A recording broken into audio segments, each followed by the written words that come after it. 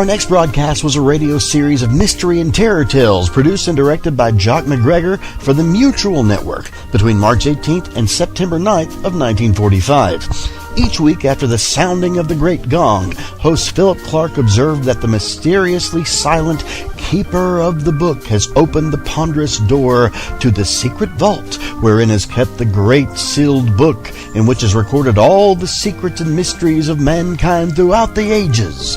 Here are tales of every kind, tales of murder, of madness, of dark deeds, strange and terrible beyond all belief. We present to you The Sealed Book on HOJO Radio.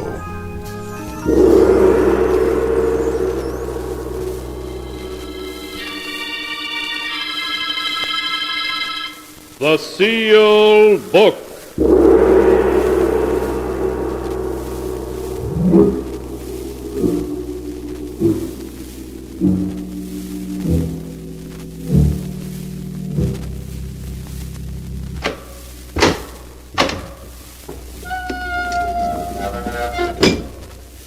Once again, the keeper of the book has opened the ponderous door to the secret vault, wherein is kept the great sealed book, in which is recorded all the secrets and mysteries of mankind through the ages. Here are tales of every kind, tales of murder, of madness, of dark deeds, strange and terrible beyond all belief. Keeper of the book, I would know what tale we tell this time. Open the great book and let us read. Slowly, the great book opens. One by one, the keeper of the book turns the pages and stops. Ah, the strange story of a scoundrel who swindled the innocent, only to find that all his wealth could not protect him from justice. A tale titled Murderer Unknown.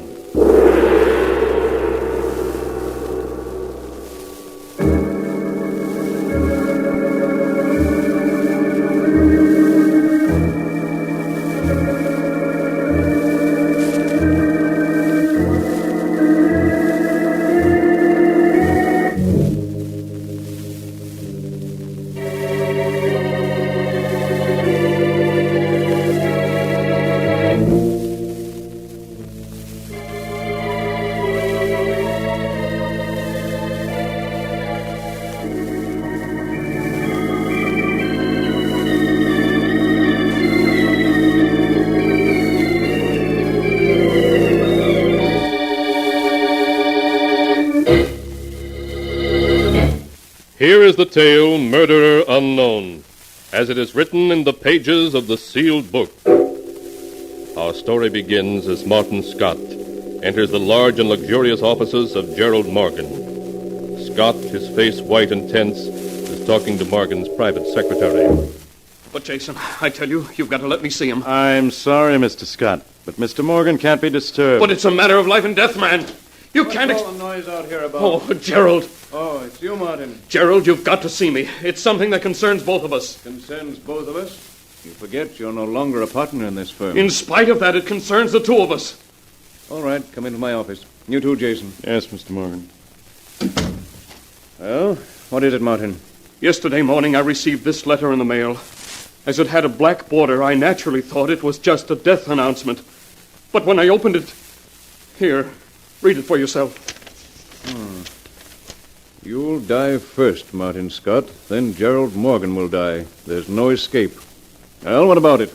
Obviously, it's the work of a crank. Yes, that's what I thought after I'd read it. But late last night, someone took a shot at me as I was approaching my home.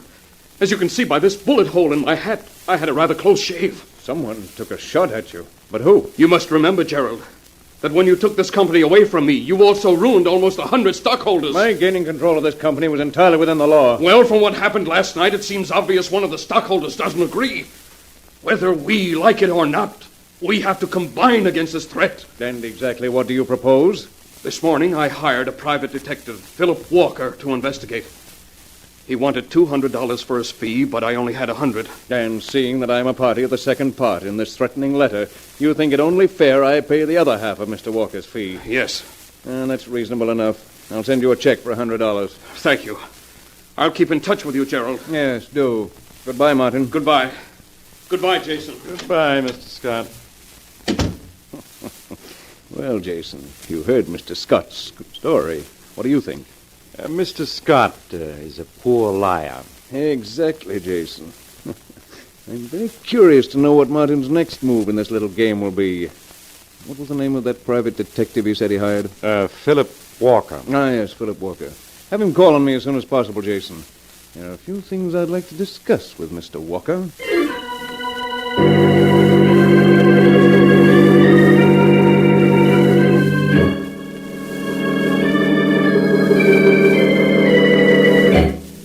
A few days later, Martin Scott, a terrified look on his face, rushed into Gerald Morgan's office. Gerald, I've got to talk to you. Now, we mustn't get excited, Martin. Please. 4 days have passed, and I see you're still alive. Gerald, I've received another letter. It says I'm to die tonight at midnight. Look. So it does. Too bad, Martin. Looks as though I'll have to pay for your funeral after all. Jason, you'd better make arrangements. Don't joke, Gerald. If he kills me, you'll be next. What do you suggest? I want to leave town. Go far away. Oh. And of course you want me to lend you the money. Oh, I know I haven't any prospects now, Gerald, but I'll pay you back somehow. All I want is $5,000. It's nothing to you, but to me it's the difference between living and dying. Really, Martin, you give me credit for very little intelligence. What do you mean? Come, Martin, why don't you admit you put the bullet through your hat yourself and wrote those letters all in an effort to get money out of me? You don't believe me? No, Martin, I don't believe you. For the past 3 days, every move you've made has been reported to me by Mr. Walker. Philip Walker? Yes, Martin. The detective you hired. It was a simple matter to buy his services away from you. As usual, it was just a question of money. But, Gerald, you've got to... In last night's report, Walker states that you left home at 9:25 to mail a letter. That letter you mailed couldn't by any chance be the death threat which you received this morning, could it? Gerald, don't be a fool. I tell you, someone's out to murder both of us. Well, I shall begin worrying when you've been killed. And rest assured that if anything happens to you tonight, I'll see to it you get a decent burial.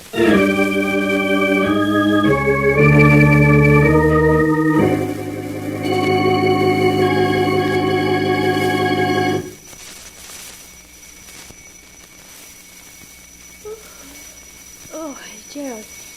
I'll wake up. Someone's at the door. What? Who could that be at this hour? There's only one way to find out. Oh, all right. If you won't answer it, I will. Although you don't think... Oh, shut up. I'll come with you. Does that idiot think we're deaf? Shut up, you fool. Oh, his face is covered with blood. Who is he? I don't know. Gerald. Martin. Hold the door open while I carry him in. All right, Gerald. He's almost unconscious. Loss of blood. Yeah. Easy now. That's it. Oh, no use. Gerald, Oh, his face looks as though it had been splashed a dozen times. He's horribly mutilated. Gerald, what's he clutching in his hand? It's a letter. With a black border.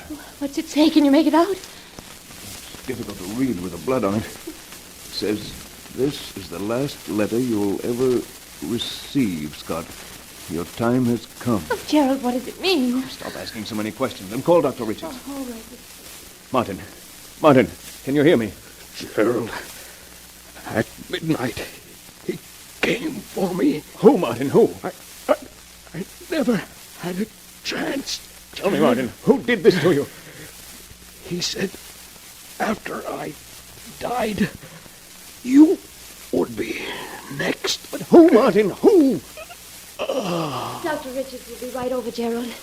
It's too late. He's dead.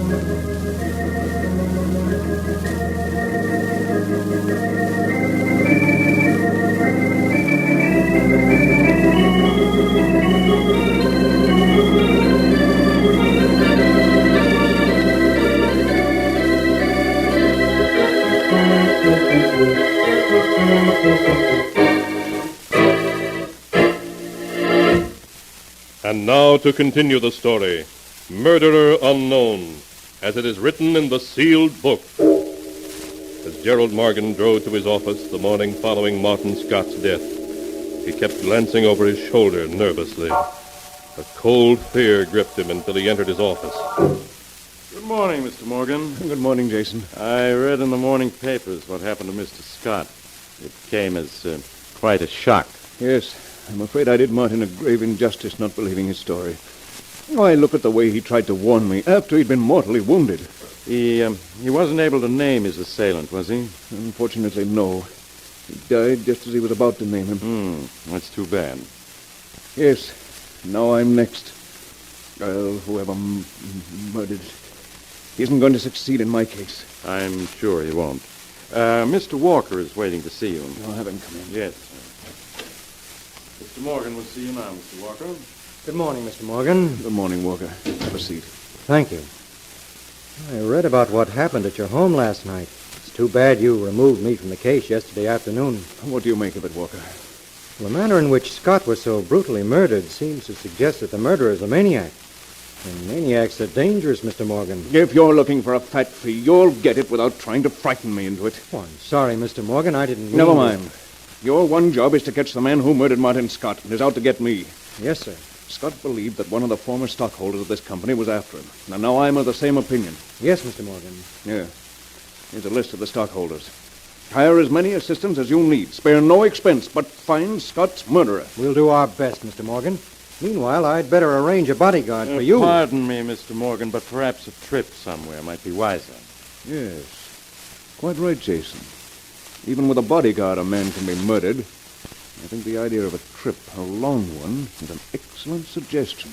Well, where do you intend to go, Mr. Morgan? That I'm not telling anyone, not even you, Walker. But how will I get in touch with you if something comes up? Merely insert a notice on the personal column of the Morning Record. I'll get in touch with you, if I think it's important. Very well, Mr. Morgan. Jason, call my home and have my wife pack her things and mine. Tell her we're leaving town immediately.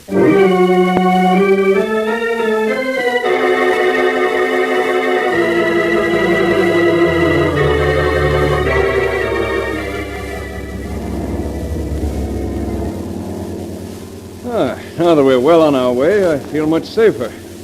This trip was an excellent suggestion, Jason.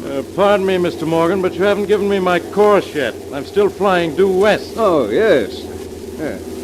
Here's a map with our destination on it, Jason. We're flying to a small lodge in the North Woods. There's a small clearing nearby where you'll be able to land. Yes, Mr. Morgan. You'll find it an ideal vacation spot.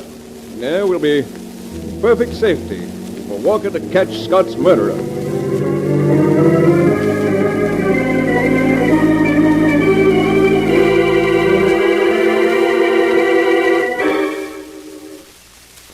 Morning, Jason. Good morning, Mrs. Morgan. Mr. Morgan. Good morning. Did you sleep well? Perfectly, thank you. 2 weeks here has made me feel like a new man. Ah, wonderful air. Yes, it is. I have here a copy of the Morning Record. Is there a message from Walker in the personal column? Yes, sir. The message reads, "Nothing found as yet, but I'm working hard." I see. Well, couldn't expect him to uncover the murderer in 2 weeks. No, sir. After all, there are over 100 stockholders, and any one of them might be guilty. Good morning, madam. Gentlemen, a wonderful day for fishing, no? Yes, it is. What have you got there, Pierre? Just a few supplies, madam. Yes, a letter for your husband. A letter? Oui. My brother Jacques, who runs the general store and who is also postmaster, he gave it to me. But no one knows I'm here. No one. But it is addressed to you, Mr. Jones. Here, you can see for yourself. Is there any return address on it, Mr. Morgan? No, it's addressed to Mr. Jones, care of Postmaster St. Clair. Letter's postmarked from Portland yesterday. Only one way to find out if this letter is meant for me. Why, another letter inside it. A black border. What? And it's addressed to Gerald Morgan. No matter where you flee, I shall follow. There's no escape.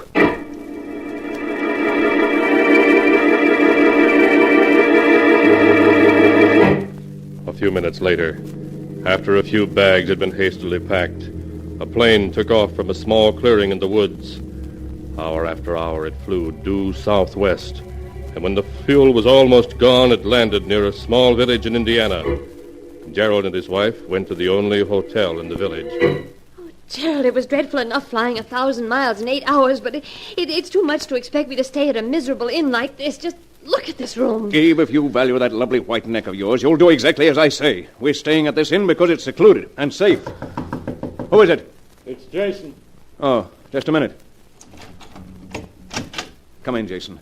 Did you get rid of the plane and send the telegram to Walker? Yes, I did. What did you say in the telegram? Well, I told him that the murderer had been in Portland yesterday, and that he was to fly there and make every effort to apprehend him. Good. Walker's no fool. He'll have his men in every hotel, station, and bus terminal in Portland. They have photographs of all the stockholders, and sooner or later they'll catch up with the guilty man. But suppose he's already left Portland. Walker will still find him. Now stop talking about it. We're perfectly safe here. All we have to do is wait.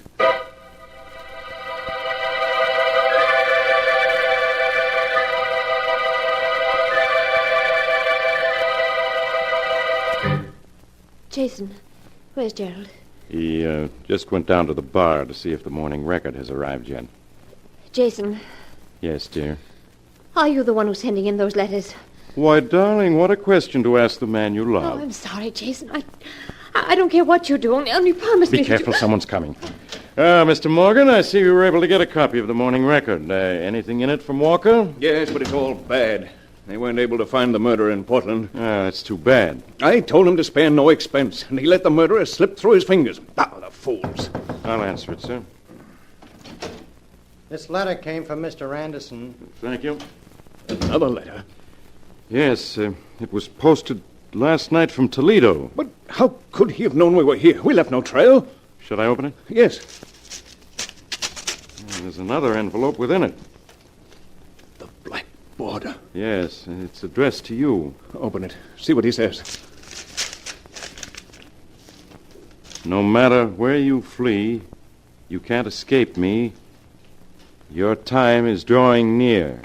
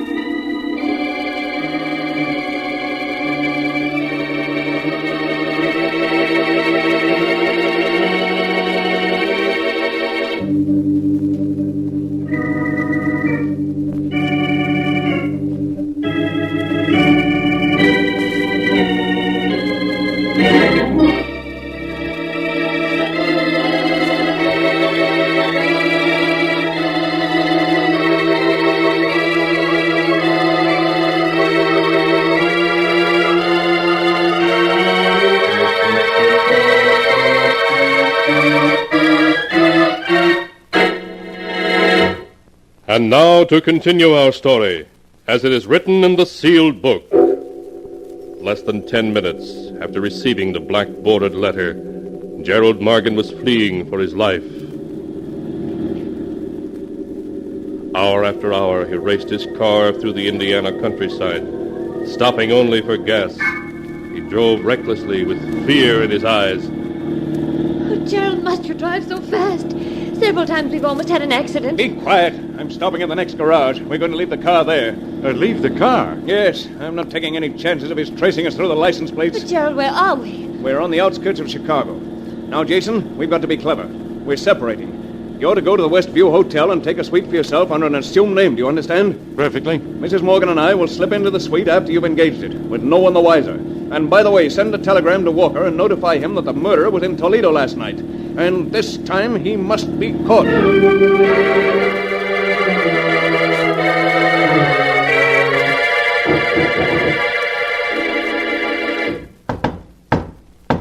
That must be Jason. Yes, I'll let him in.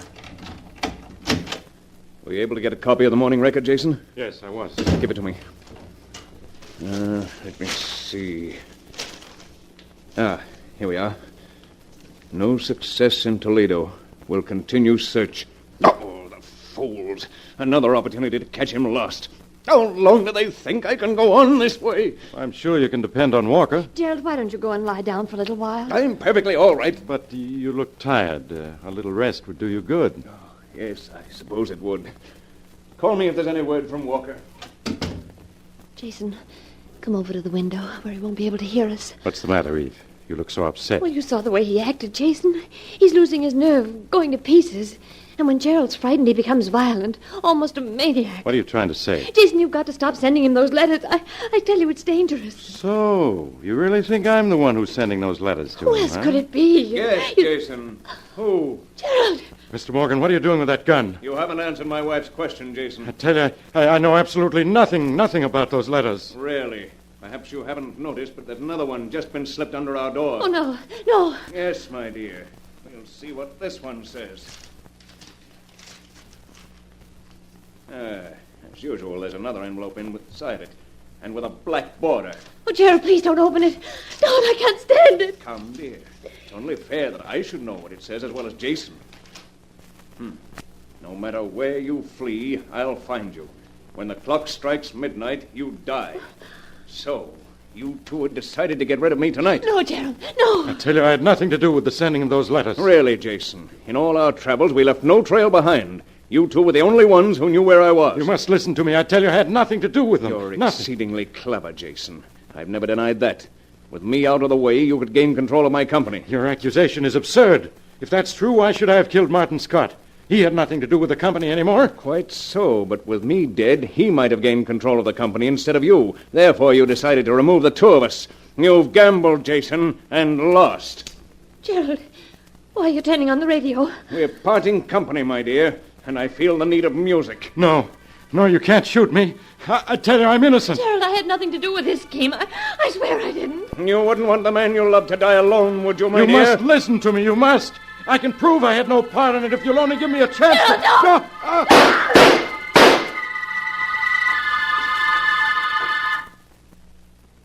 You were both very clever, but you were dealing with Gerald Morgan.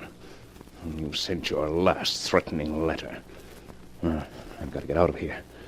The gun, I'll wipe my fingerprints off it and place it in Jason's hand. Perhaps the police will think it's a double suicide. If not, they still can't prove anything against me.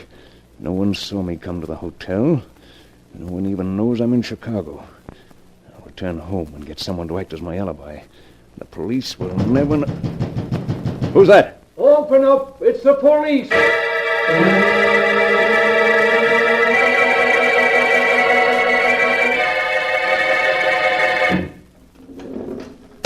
I'm afraid you can only have a few minutes, Mr. Walker. Thank you. Walker, what are you doing here? I've come to deliver a letter. A letter? Yes. Here. What? It's from Martin Scott, dated December 5th. Well, that was the night he was murdered. Yes. Dear Gerald, a week ago my physician told me I had but a few months to live. After I once got over the shock, I suddenly felt free to do what 100 ruined stockholders wanted to do, but couldn't. I could easily have come to your office and killed you, Gerald, but I didn't want you to die so easily. Knowing you as well as I do, I began to plan your future for you. My plan began the day I came to your office with a death threat and the hat with a bullet hole in it. You reacted just as I knew you would. You bribed the detective I'd hired. When I appeared at your office this morning and showed you the second letter I'd received, saying I died tonight at midnight, you laughed at me for trying to extort money from you. That, too, I had planned on. In 1 hour it will be midnight, and according to my plan for you, I must be murdered. I am going to slash myself with a knife, Gerald, and then go to your home to die. You're going to watch me die, Gerald, and know fear as you've never known it before.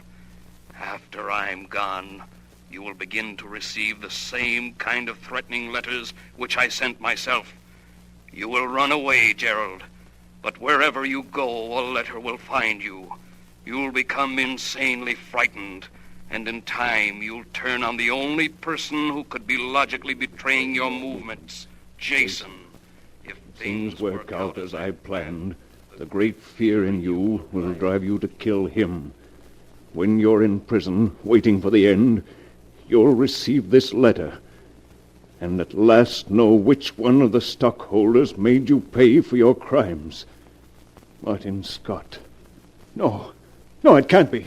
But it is, Mr. Morgan. But if Jason didn't send me those letters, who did? You forget, Mr. Morgan, that I knew where to find you. You had Jason send me telegrams, and they were easy to trace. Then it was you who sent those letters. Yes, I was the one who carried out Martin Scott's plan. But I bought you, gave you thousands of dollars. All of your checks were torn up.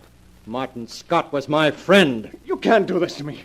You can save me if you want to. I'm rich. I'll pay you any amount of money you want. Walker, listen to me. You'll have to leave now, Mr. Walker. It's almost... No, Walker, you can't. You can't let them kill me. I'll pay you anything. Anything. Walker!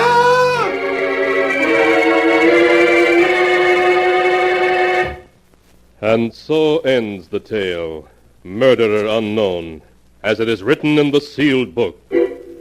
At midnight, Gerald Morgan was executed in the electric chair.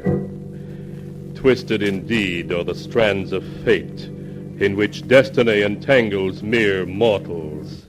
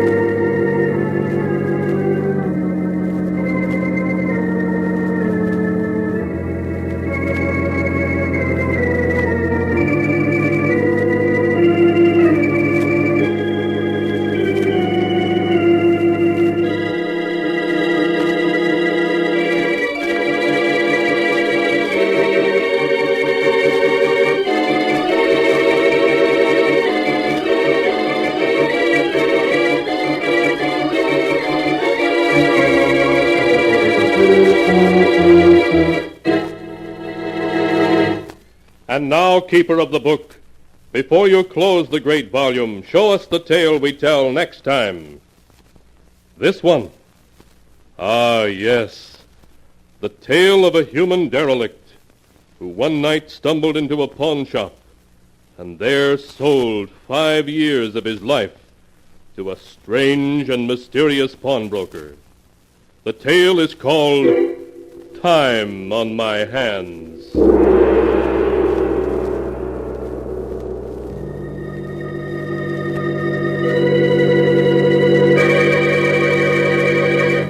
Be sure to be with us again next time when the sound of the great gong heralds another strange and exciting tale from The Sealed Book. The Sealed Book, produced and directed by Jock McGregor, is written by Bob Arthur and David Cogan. You're listening to HOJO Radio. More classic old-time radio coming your way next.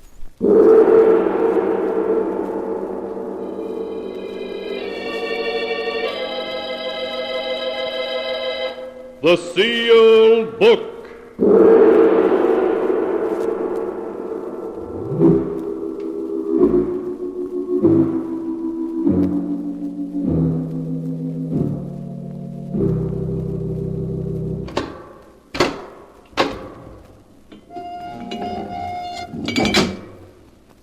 Once again the keeper of the book has opened the ponderous door to the secret vault, wherein is kept the great sealed book, in which is recorded all the secrets and mysteries of mankind through the ages. Here are tales of every kind, tales of murder, of madness, of dark deeds strange and terrible beyond all belief.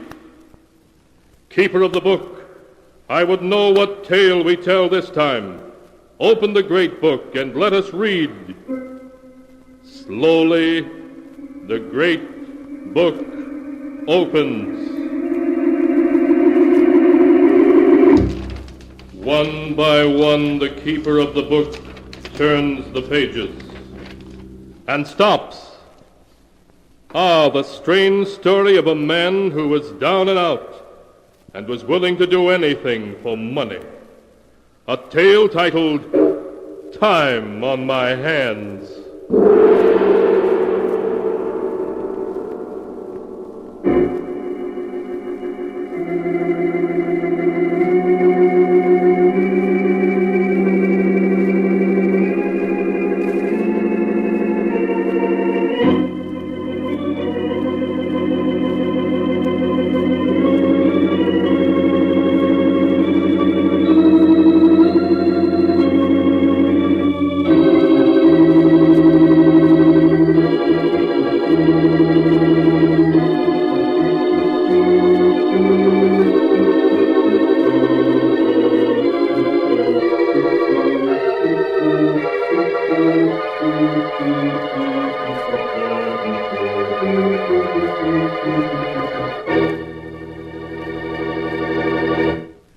Here is a tale, Time on My Hands, as it is written in the pages of the sealed book.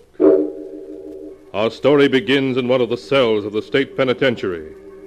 Joe Martin, his face white and tense, is speaking to Father Dolan. Father Dolan, I'm not faking insanity. I'm not. Everything I've told him is true. Look, you can make him see why it can't be tonight, why it mustn't be tonight. Oh, even if it's only put off until tomorrow, that'll be all right. Then I'll know that what Mr. Benedict said won't come true. Listen, this is how it happened. It all started late one night last September. It was awful cold. It had been getting darker and darker all afternoon. Then, just about midnight, the storm started. Can't sleep here in the park, Joe. Not with all this rain coming down. Yeah. Oh, it's really pouring now, isn't it? I still ain't raised the price of a flop. Oh, I just about sell myself to the devil for the price of a bed. Hey, look. Eh? What's that you're picking up? It's a fountain pen, see? I can hock it. Maybe I can get the price of a bed. It's only a 2-bit pen. You couldn't get a cent for it. Well, I'm going to have a try. What can I lose? Okay, and I'm heading downtown. I'll see you later. Yeah, if I don't keel over first. Oh, coming down so hard you can't see more than a couple of feet ahead. Oh, my feet are so wet. I feel hot and cold. Hot and cold. Oh, here's Rand's pawn shop. Come on. Oh, no. Closed. No luck. Never no luck. Try Morris's place. Right along here somewhere. Yeah, here it is. Oh, closed, too. Why does this have to happen to me? Arnold's hawk shop has got to be open. Can't see his window. Coming down so hard, he's got to be open. Nobody's luck can be that bad. Be open, be open, be open. Oh, closed. Oh, he's closed too. Now what? I gotta keep walking or I'll keel over. No one in sight. I'm all alone. No friends, no place. No. What's that? A hawk shop. Never noticed this place before. Must be a new one. Yeah, I gotta get in. Gotta get some dough for this pen. I gotta. Must be the boss up there in the back of the shop working on his books. Yeah. Good evening. Good evening. Good evening. You're new on the street, huh? Why, yes, I am. But I've been in this business quite a number of years. Quite a number. You, have something you desire to pawn? Huh? Oh, yeah. This here fountain pen. May I see it, please? Oh, sure. It's a fine pen. Writes good, too. I'm afraid I wouldn't be interested in that. Well, look, mister, couldn't you let me have something on it? I'm sorry, but this pen is worthless. Yeah, just my luck. Possibly you have something else you can pawn. Something else? Me? Well, I got time on my hands. Time. Nothing to do with it. Nothing but starve and freeze. Then perhaps we can do business after all. Huh? In fact, I can make you a very handsome offer if you're prepared to sell, say, 5 years of your life. Sell 5 years of my life? Look, how can you buy 5 years of my life? Oh, it's very simple. Our firm, shall I say, does it all the time. You merely sign an agreement, and the 5 years are deducted from your lifespan. You mean I'd die 5 years sooner than I should? Yes, but then think how unhappy your years are. Well? Who are you, mister? Why do business under a dozen different names? Benedict is as good a name as any. Now come. Are you willing to sell 5 years of your life? I'm prepared to offer you, shall we say, $1,000 a year. $1,000 a year? Yes, $5,000 in all. Think of it. With that money, you can live as you've always wanted to live. Yeah, I know, but 5 years? What will they mean to you? Cold, hunger, wet feet. Yeah, wet feet. Sure would feel good to have a new pair of shoes on my feet.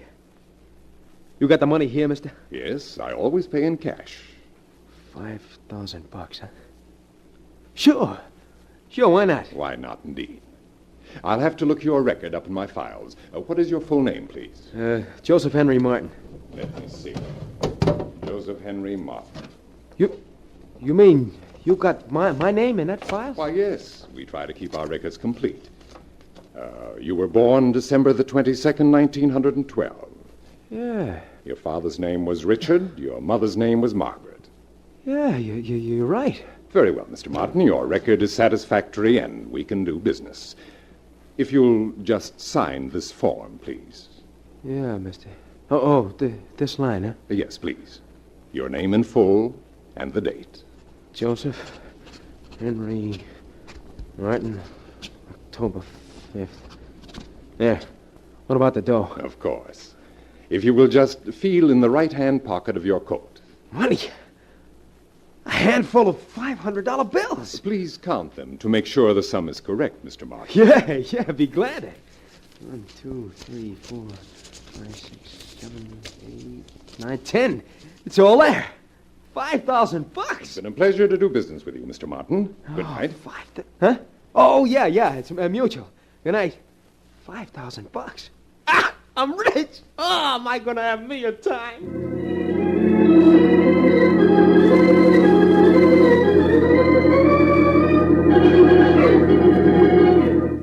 Come on, service. How about some service in this hotel? I want a room, see? No. I want a suite. The best suite you got, Mac. With a bath. Never mind how I look. Never mind. I got dough, see? $500 bill. Now do I get that suite or don't I?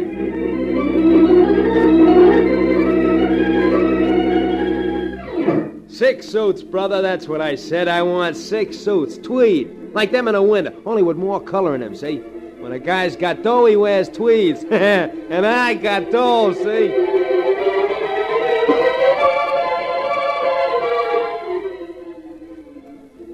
Any fur coat you like, baby. Just name it. Go ahead, name it. That one?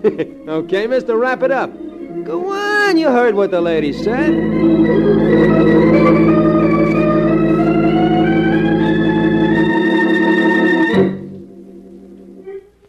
But one day, a little more than 3 months after Joe had come into his newfound wealth, he was shocked to learn that he was overdrawn at the bank.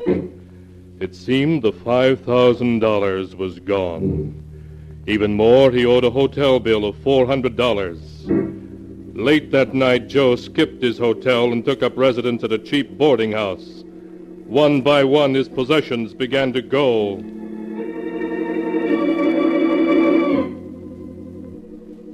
What do you mean, only... What? $10 for these suits? Look, they're worth 60 anyway. Look, Mac, I paid a tailor... $10, huh? Okay, let me have it.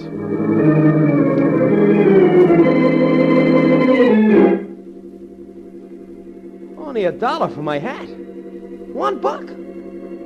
But, well, I gotta have a bed tonight, so okay.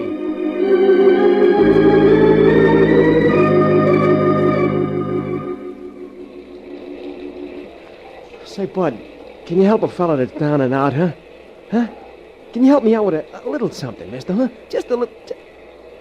Hey, you louse. Didn't even look at me. Midnight ain't even get the price of a flop yet. Raining again. Always had rain. 4 months ago, I had $5,000. Now I ain't got a dime. I didn't got anything left to pawn. Nothing. Not even a... Wait a minute. Yeah, sure I am. Why didn't I think of that before? Benedict's pawn shop. I'm still young. I got plenty of time left. I'm gonna see Benedict.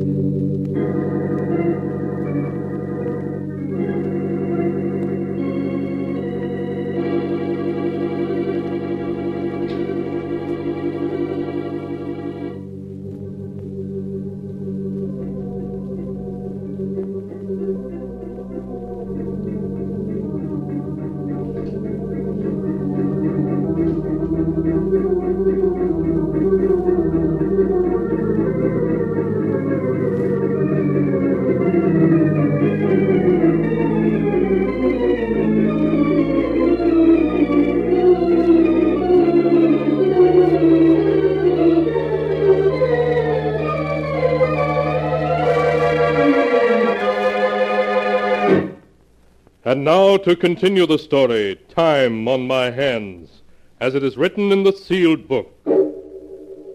Soaked to the skin, his shoes leaking, Joe Martin trudged through the rain toward Benedict's pawn shop.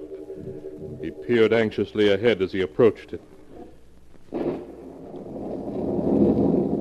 Just a little further and I'll be there. He's got to be open. He just got to. Yeah. There's a light in his window. He is open. Good evening. Oh, Mr. Benedict. Remember me? Certainly. You're Joseph Henry Martin. Yeah, that's right. Look, how'd you like to buy another 5 years of my life from me, huh? Just a minute, please, while I get your record from the file. You can bet this time I ain't going to waste my dough. Here we are. Joseph Henry Martin. Yeah. Well, is it a deal for another 5 years, huh? Yes, we can do business. Good. However, Mr. Martin, I can only pay you $500 a year this time. $2,500 in all. $2,500? Oh, but look, you gave me $5,000 for the first 5 years. Yes, I know, but we're rather heavily stocked just now. $2,500? I don't know. I was kind of counting on buying a farm with the $5,000. Well, perhaps we can do business another time, when conditions are more favorable. Oh, wait a minute. Let me think it over. Do so, by all means. It's quite all right. My clothes are soaked. My feet are wet. $2,500 I could... All right, it's a deal. If you'll just sign your name and the date on this form, as before. Okay. Joseph Henry Martin. What's the date? January the 18th. And put down the time, Joseph. 2 minutes past 2. 2 minutes past 2. Yeah. Fine. Hey, I can feel it dough in my pocket again. Yeah, it's 10, 15, 20, 25. $2,500, yeah. Look, hey, maybe I better sell you another 5 years, huh? I could get a much better farm for $5,000, you know. Sorry, but I'm afraid we're not interested in any further purchases. Why not? You have no more time to sell. No more? What do you mean? According to my records, with the sale you've just made, deducted from your lifespan, you have just 2 more hours to live. 2 hours? Yes. You're now due to die at 3 minutes after 4 o'clock, in exactly 2 hours. No, that's a mistake. It must be. No, Mr. Martin. I have your record right here, and our records are never wrong. Then what did you let me sell you the 5 years for? My dear Mr. Martin, you asked me to buy them. Yeah, but what good is a $2,500 now? To take back your dough and give me back my 5 years. I regret to say that there are no exchanges. There's got to be one, do you hear me? I'm warning you. You're going to give me back my 5 years, or aren't you? I should like to oblige, but it's against our policy. Oh, it is it? Maybe this will help you change your mind, huh? I should put down that knife if I were you, Mr. Martin. Put it down when I get back my 5 years, or no sooner. Do I get them? I'm sorry to say no. No, take that! What are you standing there smiling for? I stabbed you. You gotta fall. Fall, do you hear me? You're not even bleeding. No, Mr. Martin, I'm not even bleeding. You'd better pick up your money and go. Yeah, but look, don't you see? Look, give me a break, will you, mister? You have 1 hour and 58 minutes left now. I'm sorry, Mr. Martin. You can't let me die like this. You can't do it. You gotta give me more time, please. Well, I think we could arrange for you to have more time if you care to sell your soul. Huh? Sell my soul? It's of trifling value, of course, but my firm has a certain use for such things. My soul, huh? I never thought very much about it. Never had any use for it myself, I guess. Few people do. It's superfluous at best. What was that? Merely the clock striking the quarter hour. It's now 2:15. 2:15. All right, I'll sell. Where do I sign? Well, unfortunately, in this matter, your signature would not be binding. There's only one way I could be certain of getting my property when the time comes. What way is that? You'd have to, shall we say, remove some person from this life. You mean kill someone? Exactly. And in return, you shall have the balance of the victim's life. You may be fortunate enough to find someone who has 30 or 40 years to live. Just think, all that time would be yours. Yeah, but to have to kill somebody... Oh, you don't have to. It's just a suggestion. Yeah, but if I don't... I'd die in 2 hours. 1 hour and 47 minutes, to be exact. No, I couldn't kill no one. Even if it means I die tonight. I can't do it, do you hear me? I'm getting out of here.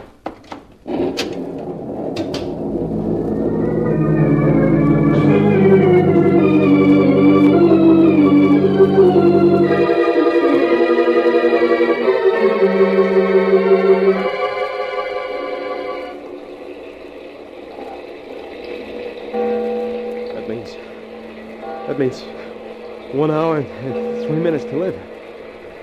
1 hour and 3 minutes. I gotta get out of the storm. There's a bar room. I could use a drink. What do you have? Double whiskey. Keep them coming.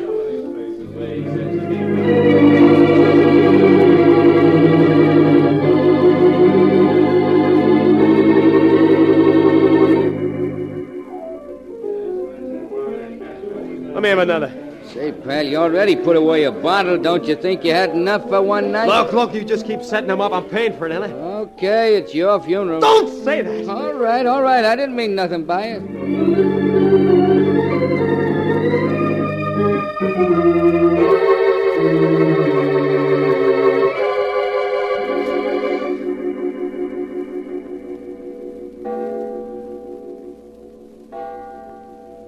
4 o'clock. Last time I'll ever hear a clock strike. Only 3 minutes. 3 minutes. Did you say something? No! Listen. What's that? What's what? What's that clock ticking? Where is it? Clock? There ain't no clock ticking in here. There is! Listen, guy, you had a couple too many, I guess. Look, I can hear it, I tell you. It's ticking. Tell me I've only got 3 minutes left. Look, fella, it's time you was going. I don't like the way you're talking. Yeah. Gotta get out of here. Gotta get away from that clock.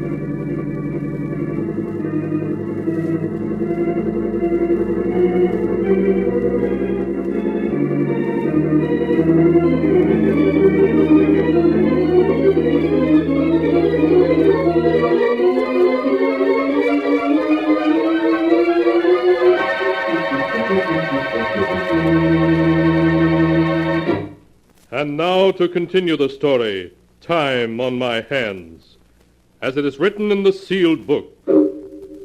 His heart pounding in his ears, Joe ran out of the bar and down the street, terror clutching his heart. Try as he would, he couldn't rid himself of one thought. The clock had just struck 4. The end was fast approaching. Breathless, he came to a stop. Looked around wildly. 3 minutes to live. 3 minutes. No. Must be only 2 now. I don't want to die. I want to live. I've got to do it. I've got to. Time is going so fast. The street's empty. No. Here comes somebody. Mister, you got a match? Sure. Hey, why are you looking at me like that? Oh, no, you're old. You must be over 70. Yes, but you're no good to me. I want someone with lots of life, man. Lots of life for me to live. You're mad. Wait a minute. Here comes somebody else. Somebody young. I can tell by the way he walks. Somebody with years to live yet. It's my last chance. Hey, mister. You call me? Yeah, you got the time? Yeah, sure. Exactly 2.5 minutes after 4. Means I got 30 seconds left. 30 seconds. Now, what are you doing with that knife? Oh, don't. Well, don't.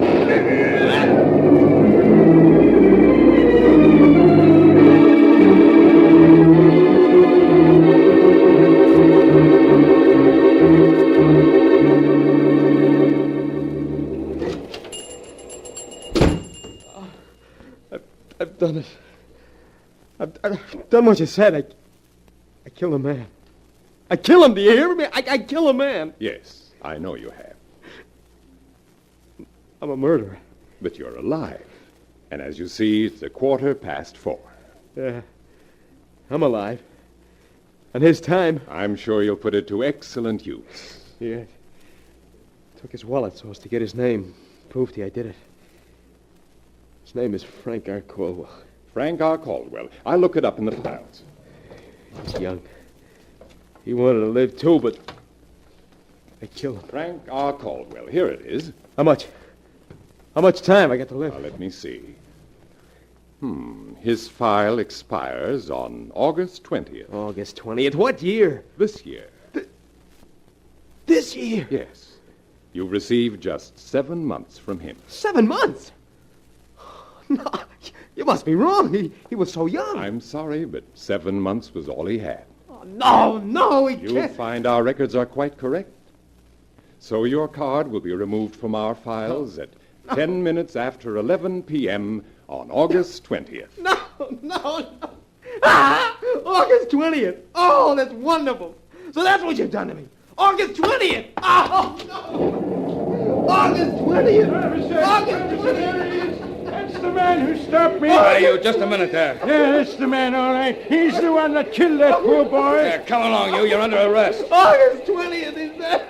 7 months. Just 7 months.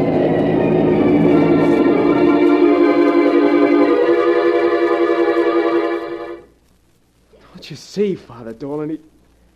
He said I was going to die on August 20th. Oh, August 20th. So that's why it's got to be put off until tomorrow. Because today is the 20th, and if I go tonight, then he'll 11 o'clock. 11 o'clock. No. Sorry, Father Dolan. His time is up. You ready, Joe?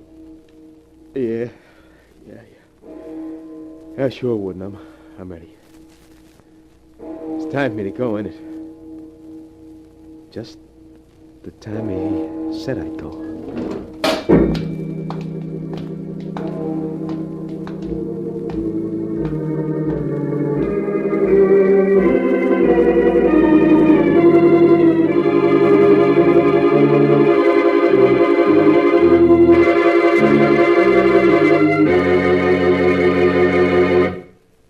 And so ends the tale, Time on My Hands, as it is written in the sealed book.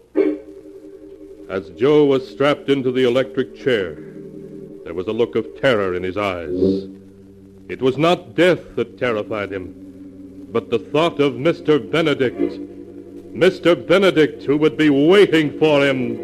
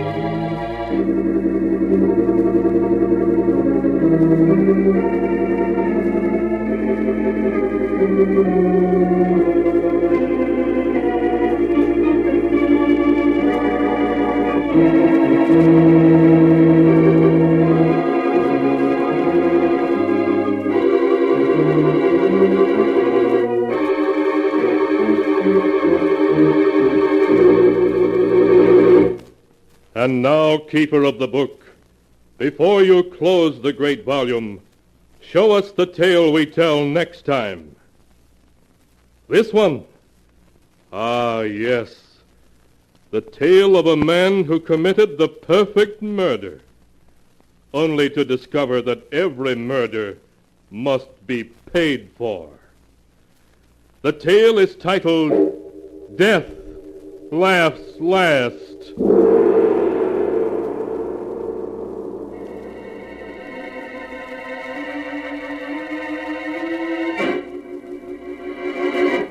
Be sure to be with us again next time, when the sound of the great gong heralds another strange and exciting tale from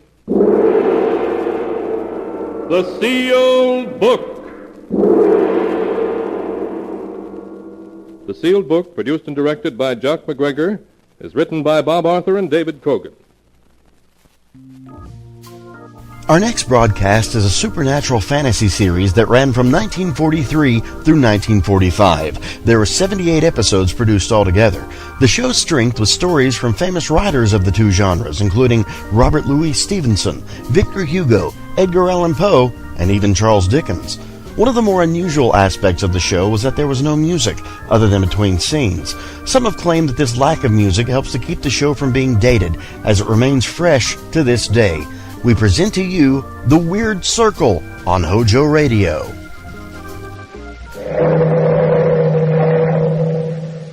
Listen to the waves. Listen to the bells. Listen to the Weird Circle.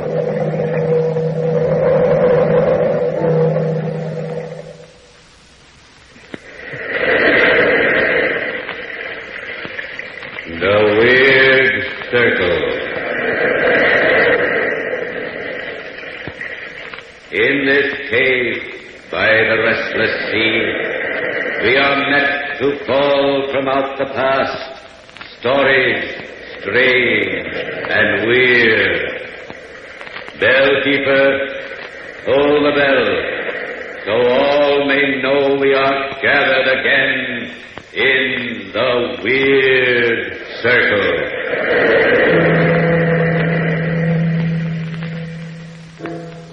The Trial for Murder. That's the title of tonight's Weird Circle story, brought to you by Ogden's. From the pen of the noted author, Charles Dickens, The Trial for Murder provides excellent story material for a smooth radio adaptation. Speaking of smoothness and adaptability, you'll find Ogden's Fine Cut a smooth echo. And if you look for a product that's completely adaptable to the smoker's taste, well, it's simple to make smoking satisfaction come true with Ogden's. Yes, on all counts, Ogden's provides genuine smoking enjoyment. You'll find Ogden's easy to roll, delightful to smoke. Yes, easy to roll, delightful to smoke. And now the Ogden's Playhouse presents The Trial for Murder by Charles Dickens.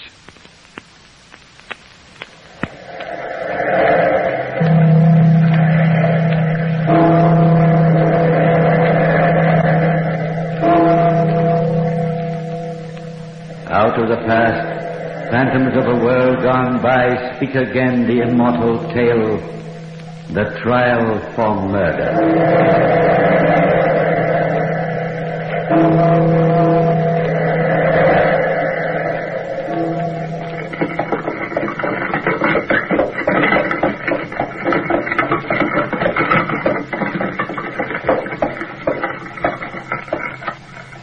Here we are, Mr. Trelawney. Newtown Jail. Ah, gloomy old place it is, sir. Watch your step getting out. Thank you, Derek. I can find you a place up at one of those garret windows if you like. Then you can see the hanging. No, Derek. I didn't come down here to watch the hanging of Peter Cook. Then, begging your pardon, sir, I don't understand. It's hard to explain. It's as though some strange force has urged me to come here today. I've felt it ever since the trial ended. Well, sir, I, for one, never did believe all that rubbish they were whispering about you during the trial. Supernatural powers. Mr. Trelawney can read the witnesses' minds. Why, there never was a more practical man than you, sir. As foreman of the jury, I tried my best to be fair, Derek. But I can't think back on the trial without a shudder. It was a nightmare, an ugly dream. Oh, look, sir. Yeah? The flag is up. Your Peter Cook is dead. Yes. Ah. And suddenly a great weight seems lifted from my soul. Strange. Why, I feel happy for the first time since it all began. Robert Blackwell has just come out to the prison gate, sir. I think he's coming over here. Even a great lawyer like Blackwell couldn't stop you from hanging Peter Cook. Oh, this is a fortunate meeting. I've long wanted to talk to you. It's Mr. Trelawney, isn't it? Yes, Mr. Blackwell, I'm at your service. Even though you'll never persuade me Peter Cook wasn't guilty of murder. He was, sir. He was. Confessed at the last minute. Oh. I was completely taken in by a scoundrel. Disagreeable business, the whole thing. Well, would you care to join me for a stroll? I'd be delighted, Mr. Blackwell. That will be all, Derek. I'll be home for dinner. Yes, sir. I suppose there are many questions in your mind. Mr. Trelawney, from the moment you appeared in the jury box and my client leaped to his feet screaming that you must be challenged, I felt you were the key to the whole mysterious business. I was, through no fault of my own. In a way, I was a puppet moved about by forces that can't be explained in any logical way. I've long wanted to tell the whole story. Just what I was hoping for, my friend. I've long wanted to hear it. Well, I warn you, Mr. Blackwell, you won't believe me. You'll laugh at me, call me crazy. Not at all, Mr. Trelawney. Now, here's a quiet little park. Let's rest on this bench while we chat. All right, sir. As I was saying, Mr. Trelawney, I have every reason to believe you implicitly. Well, then you have more faith in me than I had in myself. Do you know that after the trial I went to a specialist? And it was with relief that I heard him say that I was sound in body and mind. Excellent. And now a confession from the counsel for the defense. I had you checked on, sir, after several incidents that seemed unbelievable, you understand. And you found... That you are a well-known bank director, respected and admired. A man of character and integrity, not given to imagination and fancy. Oh, I'm flattered. But was that sufficient proof? Perhaps not. However, on 4 different occasions during the trial, I was startled by a sense of someone standing at my elbow. A weird sensation, the sort of chilly presence that made the hair stiffen at the back of my neck. You may recall that during my summation, I lost my place and glanced quickly in back of me. You certainly looked startled. There was no one there, of course. Ah, but there was. It was John Talbot. John Talbot? The dead man? The man murdered by Peter Cook. I saw him frequently during the trial. But, my good man, such things don't happen. I told you you'd call me crazy, but it was as much a fact as 2 and 2 make 4. And at least, Mr. Blackwell, you've given me a motive for telling my strange story. First, let me tell you that I don't follow crime stories in the daily papers. And it wasn't until much later that I discovered that this first incident took place before Peter Cook was even suspected or arrested. I was standing by the window in my apartment overlooking the park. Derek, my servant, was in the room at the time. Shall I lay out your evening clothes, Mr. Trelawney? If you will, Derek. But first, take a look out this window. Something strange going on. What is it, sir? Well, do you see that man approaching from Berkeley Street? The one with his collar turned up? Yes, sir. He seems to be in a bit of a hurry. Well, watch the way he keeps glancing in back of him. That man thinks he's being followed. I'd say he acts a bit frightened, sir. You're right, Derek. Oh, and now I see the reason. Good heavens. What a peculiar-looking chap following him. Huh. No wonder he wants to get away from him. Where, sir? Stand over here. You can see him now, Derek. No hat, his hair blowing in the wind. He has the whitest, most unhealthy-looking face I think I ever saw. I don't see him, sir. Well, you must be blind, Derek. He's practically in front of the window now. Look. Oh, he sees us. And he's pointing at the chap with his collar turned up. I don't like the look in his eyes, Derek. He must be a madman. Doesn't he look mad to you? I'm sorry, sir, but I don't see a soul. What's that? I don't see anyone there, sir. Well, you must be crazy, Derek. Oh, he's moving away now, but looking back over his shoulder and still pointing. Are you quite sure you're feeling well, Mr. Trelawney? If you're trying to be annoying, Derek, you're succeeding admirably. Is this your idea of a joke? No, sir. I'm very sorry, sir. May I draw the blinds? Please do. Let's have no more of this nonsense. Serves me right for not minding my own business. Yes, sir. What's that? I mean, no, sir. That is, shall I lay out your evening clothes? Yes, I'll change in the dressing room. It's warm there. Derek, did you leave the dressing room door ajar? No, sir. I closed it tight to keep the heat in. Well, it's ajar now. Wait a minute. I have a feeling there's someone in there. That's impossible, sir. We'd have to go through this room to get there, and we'd have seen anybody who did so. Yes, you're right, of course. Look, and remember. Derek, did you hear something? No, sir. What is it? There's someone in that room. Open the door wide. Yes, sir. There. You see, Mr. Trelawney, there's nobody there. If I may say so, sir, your imagine... What's the matter, Derek? I don't know, sir.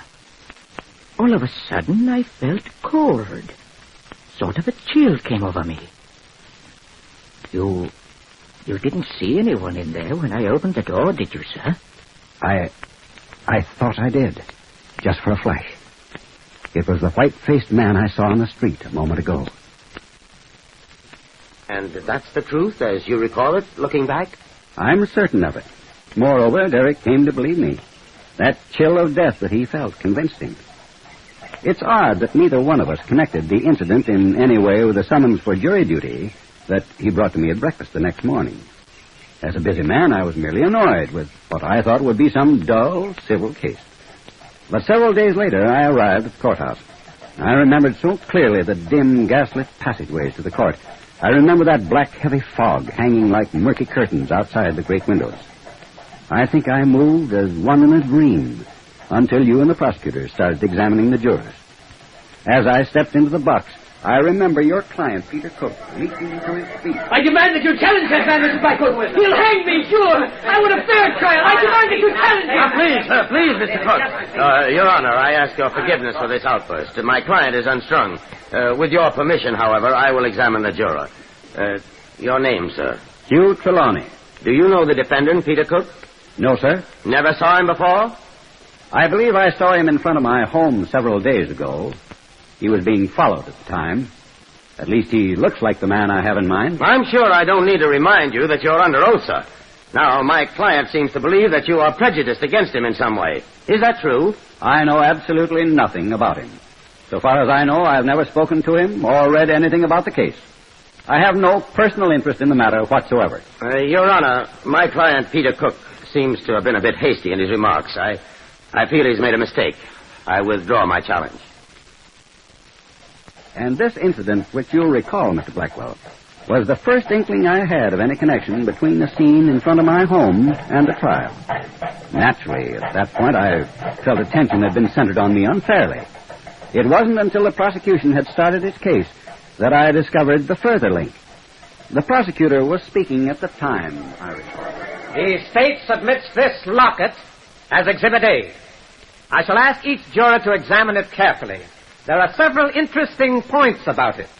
First, it contains a picture of the deceased John Talbot, who the prosecution will seek to prove was foully murdered by the defendant, Peter Cook. Now, secondly, I'll ask you to notice that the case is bent, as though it was stepped on and crushed during a struggle. Now, later, we will bring witnesses to prove that this locket was found in the effects of Peter Cook, carefully hidden from the sight of man. Now, Mr. Foreman, will you take a moment to look at this locket and then pass it on to the next juror? Yes, sir. Thank you. The picture has been identified as that of John Talbot. Naturally, he was younger when the... I say, is there anything the matter, sir? Why, this picture gave me quite a start. It looks very much like the man I saw following the defendant on the street in front of my house the other day. May I request that the juror confine himself to the examination of the prosecution's evidence? His remarks are irrelevant. The more so since John Talbot died some 3 weeks ago. I beg the court's pardon. I was younger then, and my face was not then drained of blood. But quick, a glass of water, someone. The foreman is fainted. No. I'm all right now. Oh. It was just for a moment. Let me have the locket again. Take the picture out. Remove my picture from the locket. Just a moment, Mr. Foreman. What are you doing? Stop that at once. You're destroying the evidence. I'm sorry, sir, but there's something on the back of this that I must see. There. Do you see what it is? No, Mr. Foreman, I do not. It's blood, sir. Dried human blood.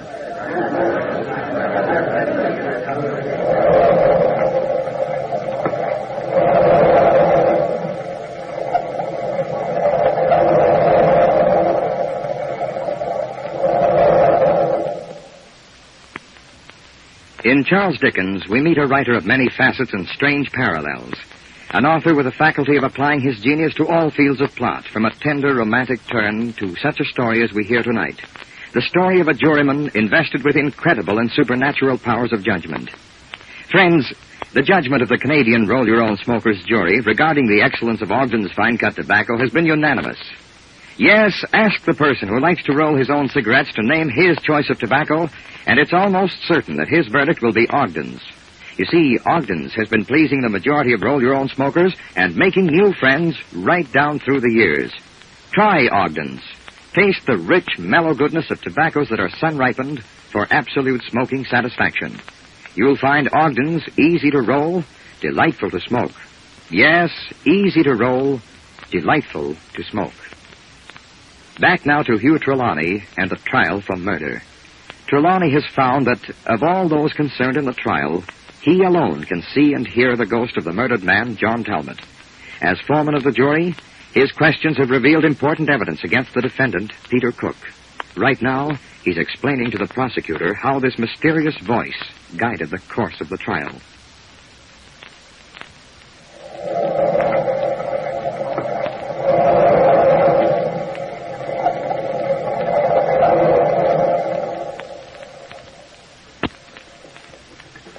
And so you see, Mr. Blackwell, how the rumors of my so-called supernatural power started. How I was drawn into the horrible affair almost against my will. Even you looked startled when I pried out the picture of poor dead John Talbot. Naturally, Mr. Trelawney, naturally. You seemed to do it without any apparent reason. Of course, the fact that the locket had been found among Peter Cook's things meant nothing. Everyone knew they had been friends. But finding dried blood on the back of the picture tied Peter Cook to the scene of the killing in the mind of all your fellow jurors. Yes, I see that now.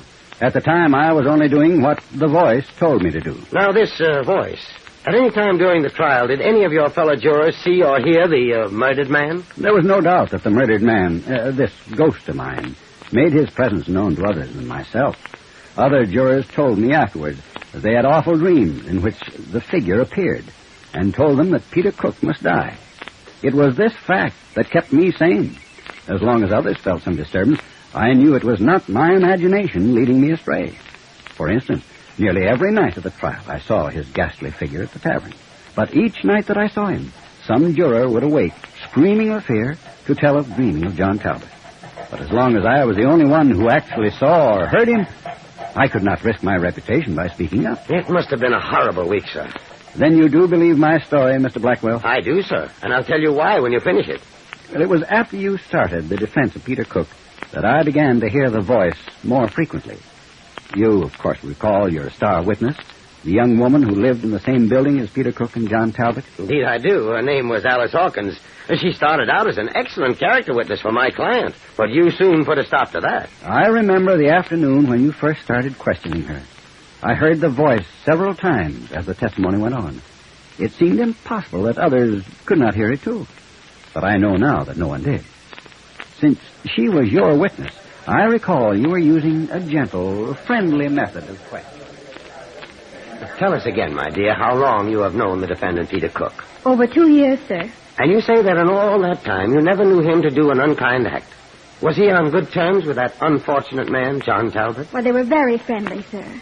Of course, they had little arguments, but it was all very friendly. But you never saw an open act of hostility, is that correct? He tried to kill me on Easter Sunday. What was that? Did someone... May I ask the jury to pay more strict attention, please? It suddenly seems very cold in here, Your Honor. Quiet, please.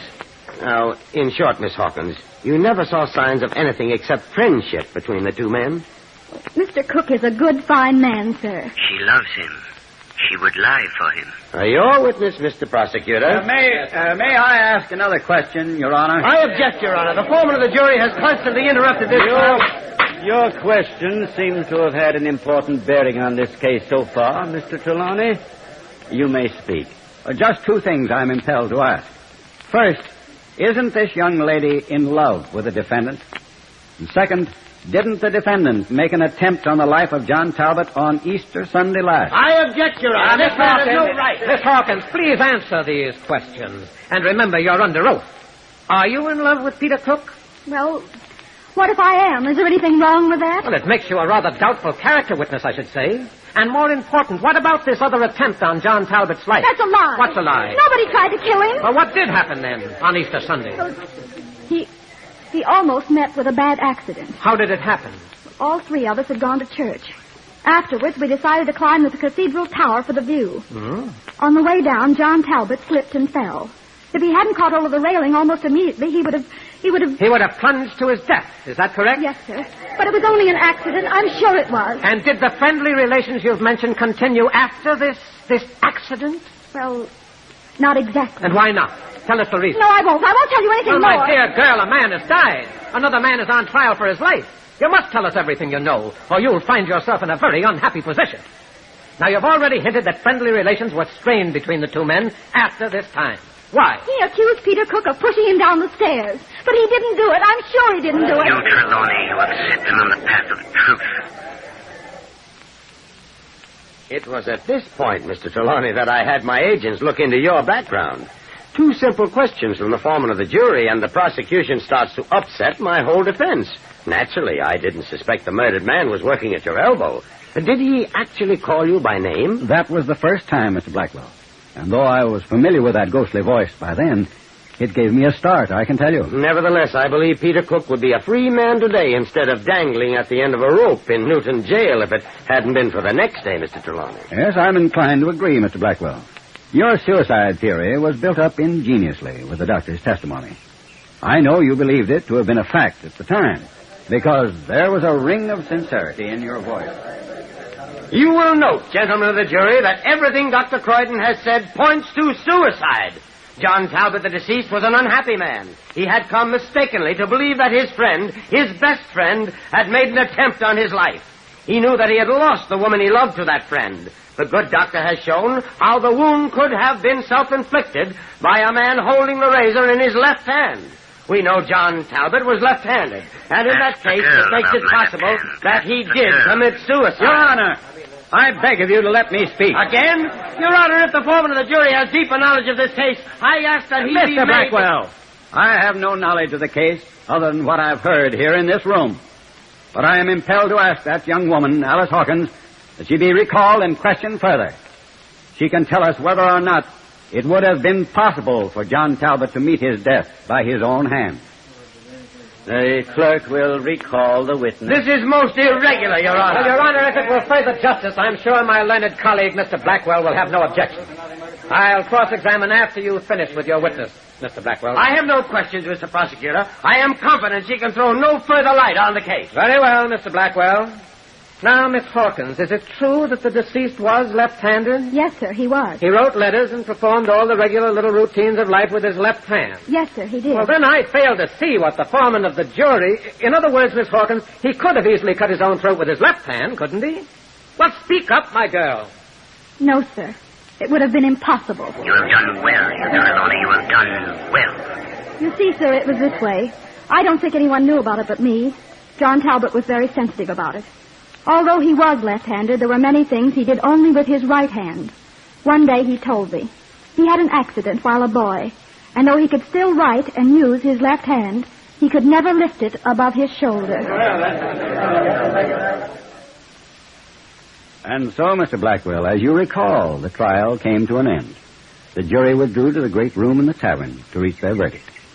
I remember the strange feeling that came over me as the discussion went on, as though I was becoming less and less Hugh Trelawney, and more the voice of the murdered man. The little vestryman, Mr. Jones, was the only one who was still voting not guilty. I agree, Mr. Trelawney. It couldn't have been suicide, but would Peter Cook have killed him just to keep him silent? Peter Cook has been proven a man of violent hate.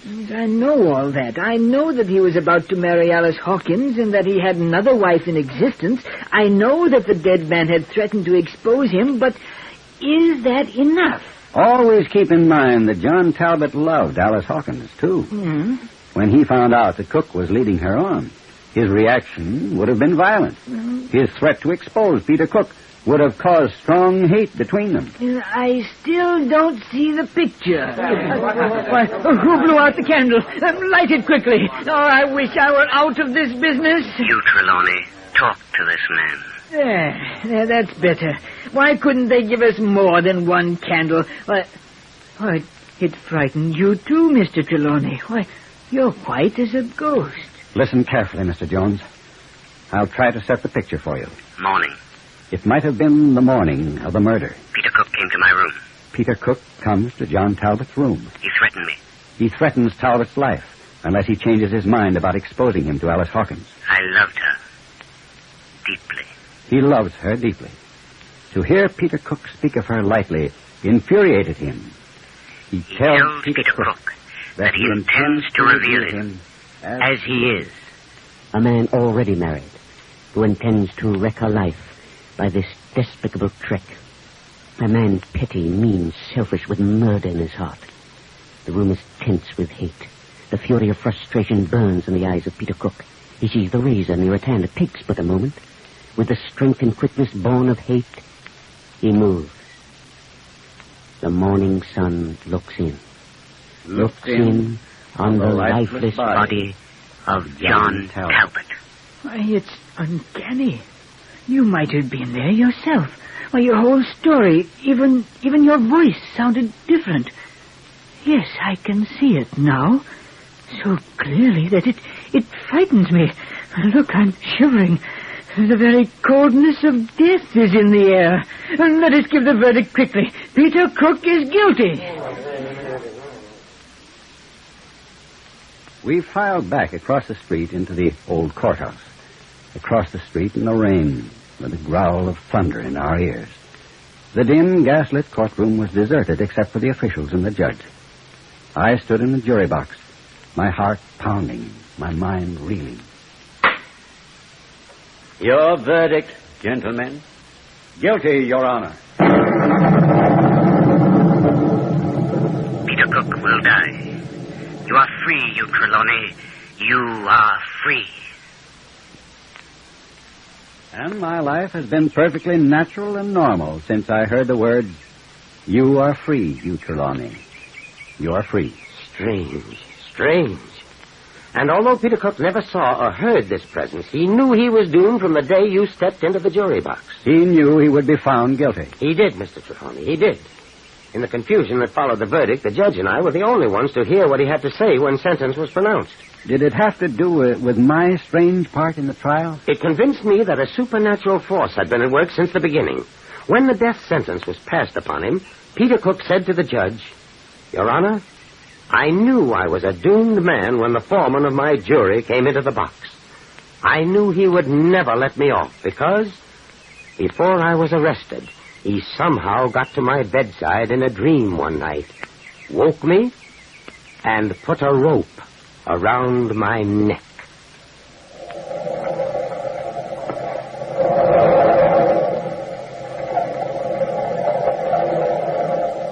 From the time-worn pages of the past, we have brought you the story, The Trial for Murder.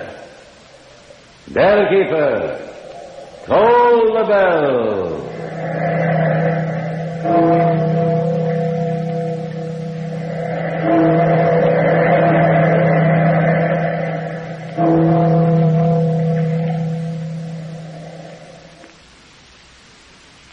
As we come to the end of another Weird Circle story, brought to you by Ogden's, here's a reminder till we meet again at the Ogden's Playhouse 1 week hence.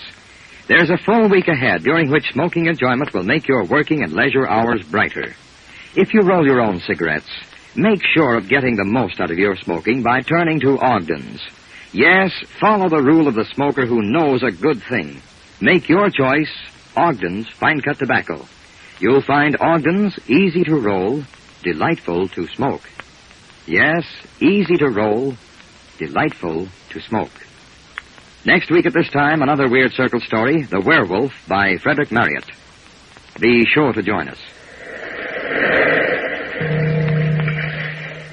If you smoke a pipe, why not try Ogden's Cut Plug? It's a delightful, smooth pipeful every time.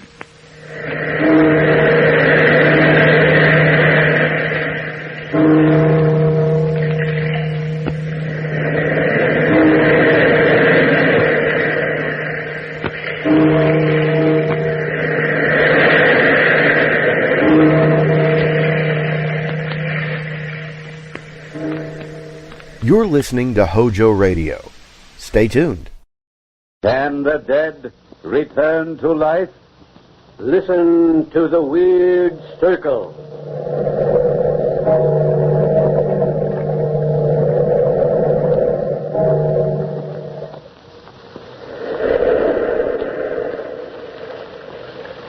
The Weird Circle.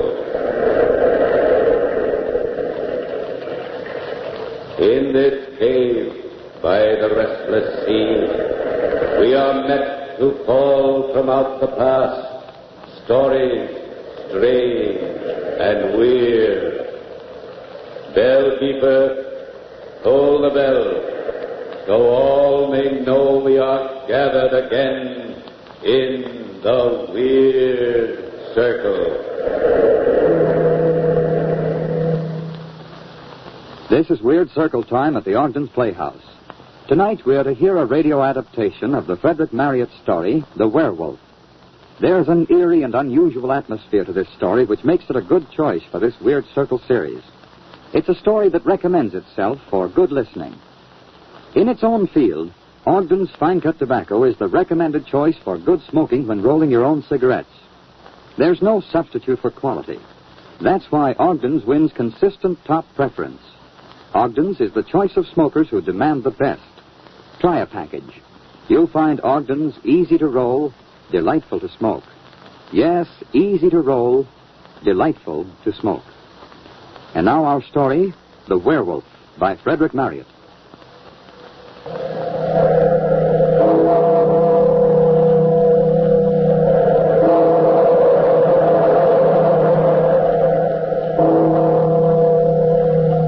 Out of the past, phantoms of a world gone by, speak again the immortal tale.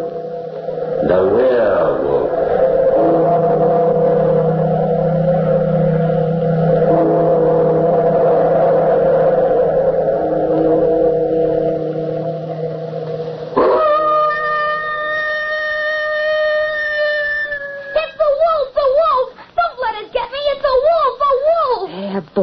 There, don't be frightened.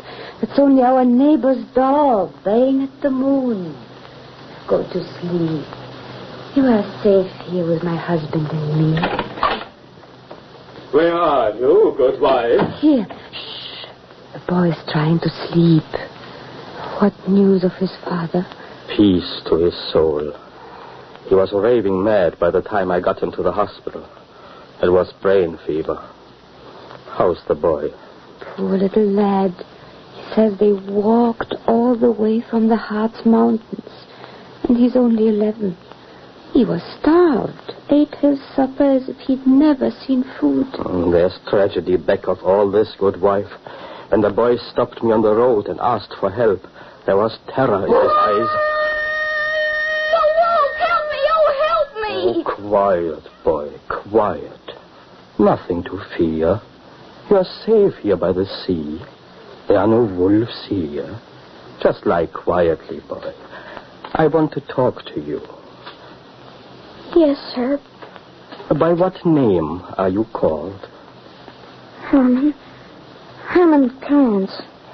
Well, Herman, I'm afraid I have sad news for you. My father is dead? Yes. That is not sad news. I thank heaven. What? Why? Because my father is free of the evil one and his curse. Now there's only me. But I must go. I must hurry. I must get far away from the forests and the mountains. Oh, lie back, child. Wait a bit. There are no mountains or forests here. Only the calm sea. What do you fear, Herman? Let me sit beside you. Don't be afraid. You kissed me. Is that so strange? What? It is very strange. You're kind and good, and yet you are a woman. Poor motherless little one. It might help you lose some of your fears, boy, if you told us something about yourself. You were born in the Harz Mountains? No, mynheer. We lived in Hungary on the estate of a great noble. My father was steward. And what about your mother? She ran away from us when we were very small. My brother Caesar said it was because of her that my father killed his noble lord. Oh, I see. Now go on with your tale. Father took all the money we owned and put us in the sleigh. We drove fast and far until we were out of Hungary. Then he bought a cottage among the tall firs deep in the Harz Mountains. And there we grew up. Your brother and you. And our little sister, Marcella. We loved her very much. Weren't you very lonely? The winters were long and dark. Father went hunting every day, but shut us indoors for safety from the wolves. He also forbade us to light the fire, so we used to creep under heaps of bear skins to keep warm. We'd talk of that happy time when the snow would melt, the leaves burst out, the birds sing again, and we could go outdoors and play in our garden. A sad life for children. No, not sad. We were happy with each other, we three. Until... Yes, Herman, until... The howl of wolf. Father had come from his hunting and had kindled a fire, and we were sitting around it when suddenly a wolf howled close under the window. My father seized his gun, looked to the priming, and ran out, shutting the door behind him. We waited hours, and it was nearly midnight when my brother Caesar went to the door. I've heard no report of a gun. Father must have chased the wolf a long way. Or else... Oh, no. Father's all right, Marcella. I will look out and see if he's coming. Take care, Caesar. The wolves may be close and we cannot kill them. I'll be careful. I see nothing but moonlight and snow. Come in, Caesar. Father will come when he can. I'm hungry.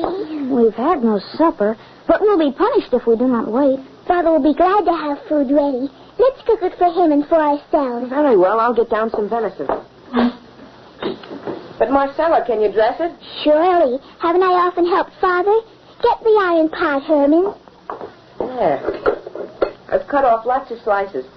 Now, put the fat in the pot. Oh, be careful of the fire, little sister. Look out the window, Herman. Someone's coming. It's Father. And there's a man with him leading a horse. Yes, and there's a lady in the saddle. See how the moon shines on her white face and that lovely flaxen hair. I'm frightened. Why, sister darling? She's beautiful. Hola! Hola! Caesar, open the door. We have guests. Enter, good sir. I have little to offer, but you and your daughter are welcome. Friend Hunter, it was good fortune for us that you were out so late. We had ridden far in fear of our lives. And we would have died of cold and hunger in those mountains had you not heard our horn and saved us. Come, mistress. Seat yourself by the fire.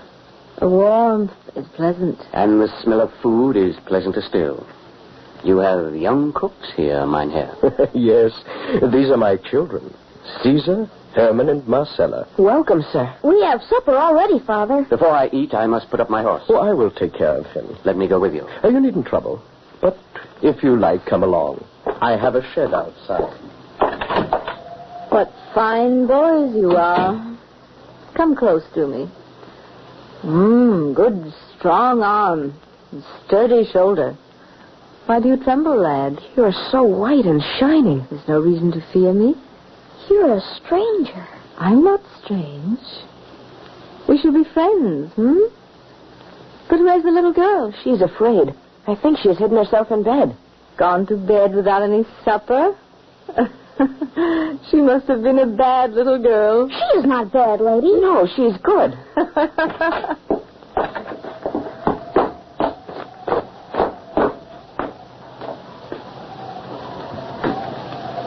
You say you were lured away by a large white wolf which howled at this very window? Yes, I saw it about 30 yards off. The animal retreated slowly, and I followed. I didn't like to fire until I was sure that my shot would take effect. A white wolf? Of course you were anxious to shoot such a very rare animal. The wolf would leave me far behind, then stop and snarl defiance at me, then start off at speed again as I neared it. It led me further and further up the mountain to an open space in the forest. There it stopped and growled. I raised my gun to shoot when suddenly the wolf disappeared. Disappeared? How strange. I thought the moonlight on the snow was playing me some trick. But no, she was gone. That's when I heard your horn. The creature passed us just as we came out of the woods into that glade. I nearly shot it myself. But since she led you to our rescue, I'm glad I let the wolf escape. Father, that open glade is the home of the evil ones. Evil ones? What does the boy mean? Oh, superstition has it that strange and wicked beings haunt these mountains. Oh, I must hear more of these legends. Evil spirits interest me. I confess I was glad to see that you were mortals. Oh, yes. My daughter Christine and I are just creatures of flesh and blood. Yes, I assure you, I'm only a woman with very human appetites. And right now, I have a great desire for sleep. My father made room for all of us, and we crept into our beds. But we couldn't sleep. Father and the strange hunter sat up all night before the fire, drinking and talking. Our ears were ready to catch the slightest whisper. You say you come from Hungary? Even so, Mynheer. I served a noble house, but my master was cruel. It ended in my giving him a few inches of my hunting knife. So we fled for our lives. Well, we are countrymen then, and brothers in misfortune. I, too, have fled for my life. Your name, man? Krantz. What? Krantz? I have heard your story. I am your kinsman, Wilfred of Bonsdorf. Well, a toast then to welcome you, cousin. You and your daughter must stay here as long as you choose. So the huntsman and his daughter Christine stayed on in the cottage. The two men hunted each day, and Christine stayed with us and did the household duties. Father was becoming very attentive to Christine. They would often sit up at night talking in low tones before the fire. Then, several weeks later, we learned that Father had asked Christine in marriage. You may take my child, Krantz, and my blessing with her. I will duly value her. But there is no priest in this wild country. Well, there must be some ceremony between you to satisfy your father. Will you both consent that I marry you after my own fashion? I will. I will. Then take her by the hand and swear. I swear. By all the spirits of the Heart's Mountain. Nay, why not by heaven? Because it is not my humor. Surely you will not thwart me. Yes, but why swear by that in which I do not believe? Father, no, please don't marry her. Be still, Marcella. This is scarcely any affair of yours, child. Well, will you be married, or shall I take my daughter away with me? Proceed. Here is the oath writ out on this parchment. Read it. And swear. By all the spirits of the Heart's Mountains, I take Christine for my wedded wife. I will ever cherish and love her. My hand shall never be raised to harm her. And if I fail in this my vow, may all the vengeance of the spirits fall upon me and upon my children. May they perish by the vulture or by the beasts of the forest. Why, this is horrible. I can't. Swear. All this I swear. Father. Strange behavior from your children, my husband, on our wedding night. Stop crying, Marcella. I'm sorry, Christine. Never mind, my dear husband. I'm not angry. But from now on, the children are my concern. They shall obey me. And I shall love the little darlings.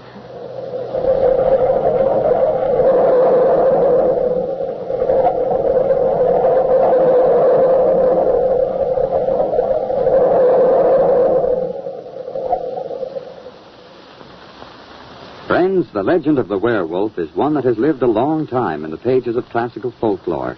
Many of you are familiar with the legend, and no doubt many of you have a preconceived idea of what comprises the climax to tonight's Weird Circle story. Roll-your-own cigarette smokers everywhere know that there isn't any legend to the story of smoking satisfaction when your choice of tobacco is Ogden's Fine Cut, and you know what to expect every time you light a cigarette rolled with Ogden's. You're certain there can be only one result: complete smoking enjoyment. There's a smooth goodness to Ogden's, a distinctive taste and uniform quality that makes Ogden's, OGDEN''S, Ogden's Fine Cut Tobacco, the leading choice of people everywhere, discerning roll-your-own cigarette smokers who insist on the very best. Try Ogden's and you're sure of top-flight smoking satisfaction. You'll agree that Ogden's is easy to roll, delightful to smoke. Yes, easy to roll, delightful to smoke. And now back to our story. Krantz, a fugitive from Hungarian cruelty, had fled with his small children, Caesar, Herman, and Marcella, to a rude hut deep in the Harz Mountains. One winter night, while pursuing a white wolf, Krantz is hailed by a stranger and his beautiful daughter, Christine, who were lost in the mountains. He invites them to his humble home, and being glad for the good company he thinks they will be, he begs them to stay on as his guests for as long as they choose. In the days that follow, Krantz falls in love with the beautiful Christine, and though his little daughter cries out in fearful premonition of things to come, he marries her in a strange pagan ceremony.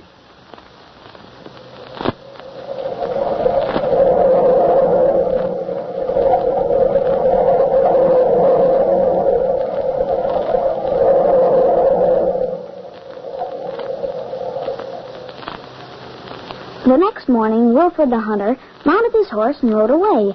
Things went on much as before the marriage, except that Christine showed us no kindness now. She often struck us and took special pleasure in ill-treating Marcella. One night, my little sister shook us as we slept. Wake up, brother. Wake up, Herman. What's the matter, Marcella? She's gone out. Gone out? Yes, in her night clothes. I saw her get out of bed.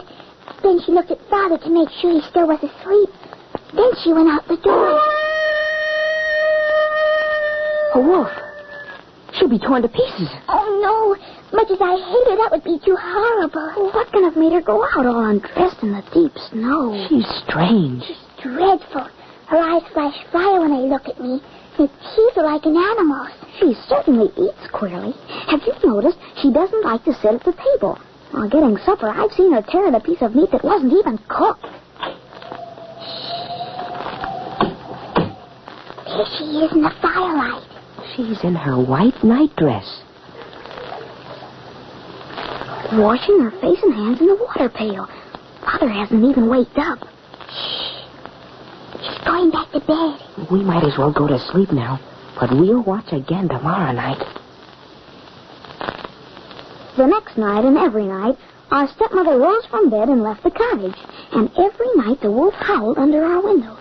And always on her return, Christine washed herself, then crept back to bed, and always my father slept soundly. Well, the time came when my brother could stand it no longer.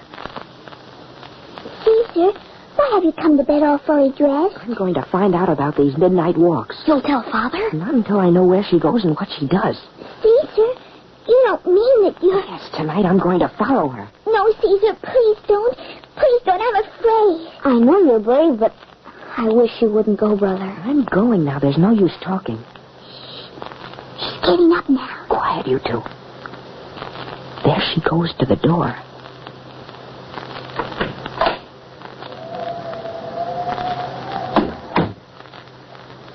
Be careful, Caesar. Be careful.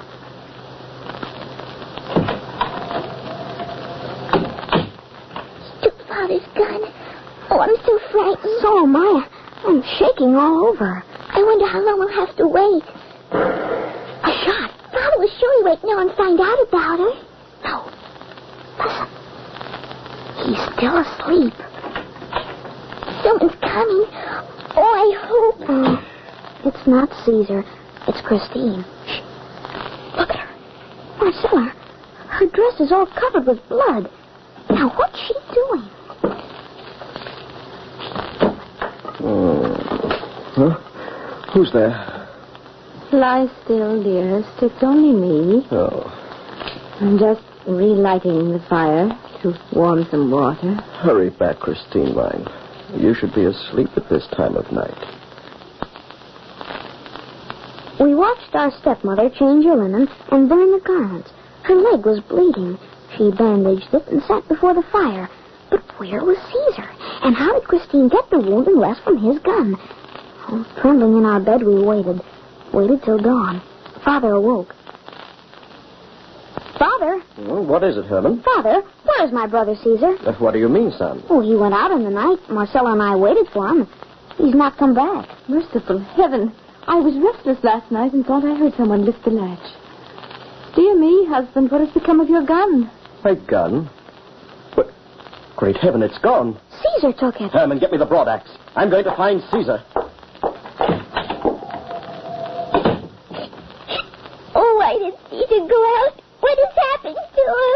Be still. Your whimpering will not help. Here comes your father now. Father. Oh, Father's carrying Caesar torn to pieces. Oh. Clear the table.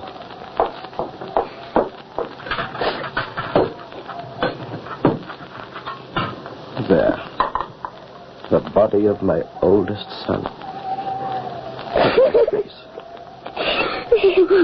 Quiet, children. Herman, close the door. Husband, your boy must have taken the gun to shoot a wolf. The animal must have been too powerful for him. Poor boy. At that terrible moment, I wanted to tell Father all we knew, but Marcella held my arm and looked so imploringly at me that I kept silent. She and I were sure that Christine had some connection with our brother's death. Father dug a grave and piled stones on it. And for days he just sat and stared at the fire, mourning for Caesar.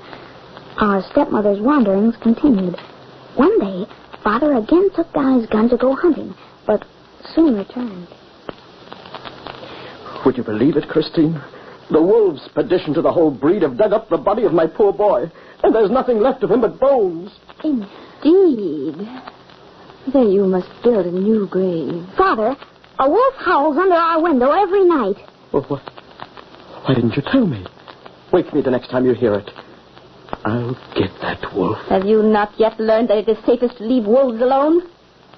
Why, Christine, your eyes are wild and you're almost snarling at me. But I'm so afraid for you, dear husband. We never heard the wolf howl under our window again. Well, when at last spring came, and I helped my father with our small farm, Marcella was always with us, for we couldn't bear to have her out of our sight. Our stepmother stopped going out on her nightly rambles. One day, she came out to us and said she was going to collect some herbs Father wanted, and that Marcella must go to the cottage to watch the dinner. Well, Marcella obeyed, and we saw my stepmother disappear into the forest in the opposite direction, so felt no danger for my little sister. But about an hour later... Marcella! She's by herself! Run, Herman, run! Great heaven. Look, the white wolf. Slinking out of our cottage. Kill it, Father! I have no gun. We're too late. It's gone. Oh, my little Marcella. The wolf has hurt her terribly. She's bleeding, Father. She's dying. Marcella, my darling. Speak to me. The white wolf. What's wrong? Oh, how horrible.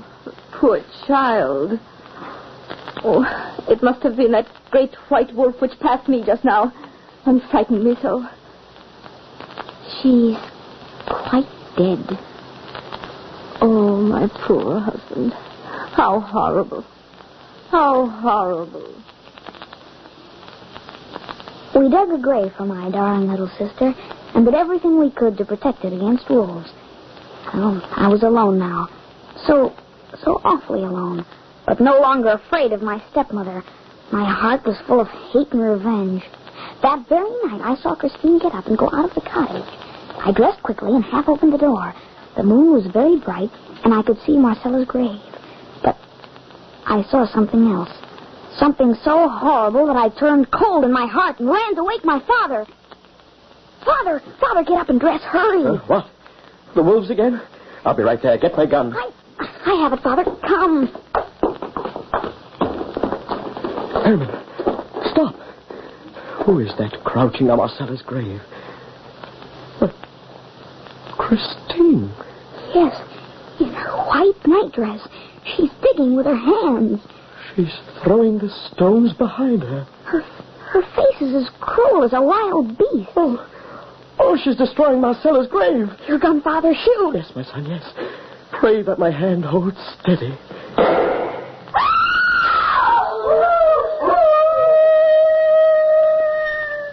Heaven forgive me.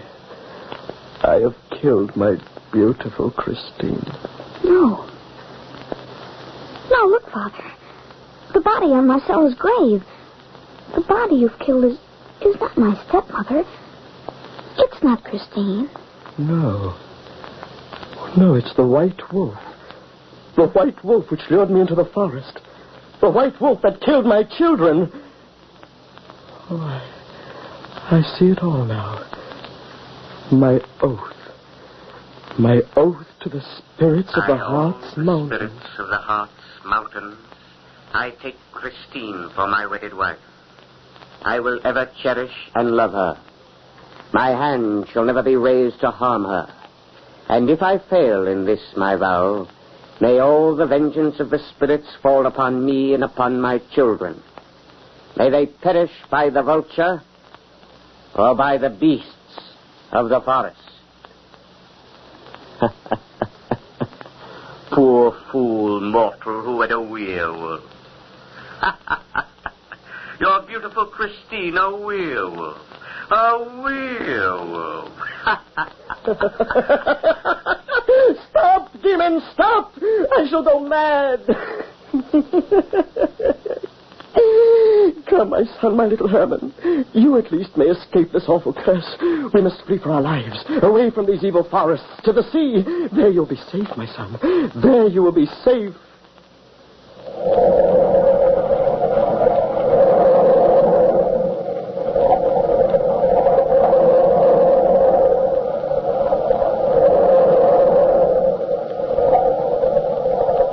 From the time-worn pages of the past, we have brought you the werewolf. Bellkeeper, toll the bell.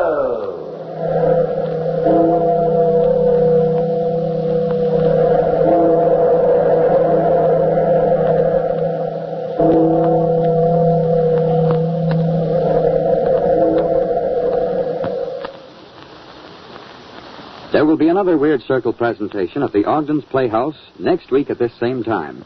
This is your invitation to join our story circle for a half hour of unusual radio entertainment. Meanwhile, remember the name Ogden's when in need of a cigarette tobacco. It's a name you won't forget after trying a cigarette rolled with this choice tobacco. Men who know a quality smoke prefer Ogden's. You, too, will prefer Ogden's after tasting its unequaled goodness. You'll find Ogden's easy to roll, delightful to smoke. Yes, easy to roll, delightful to smoke. Next week at this time, another Weird Circle story, The Old Nurse's Tale, by Elizabeth Gaskell. Be sure to listen.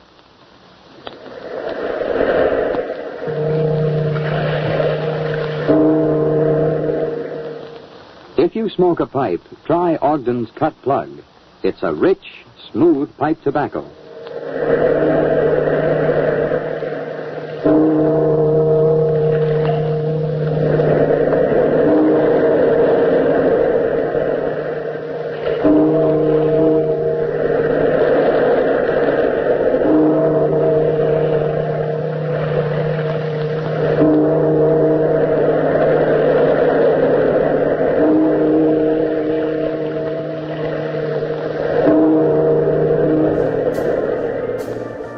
Our next broadcast was one of the premier drama programs of the golden age of radio and was subtitled Radio's Outstanding Theater of Thrills and focused on suspense thriller-type scripts, usually featuring leading Hollywood actors of the era. Approximately 945 episodes were broadcast during its long run, and more than 900 still exist. The protagonist was usually a normal person, suddenly dropped into a threatening or bizarre situation. Solutions were withheld until the last possible second, and evildoers were usually punished by the end. We present to you Suspense on HOJO Radio.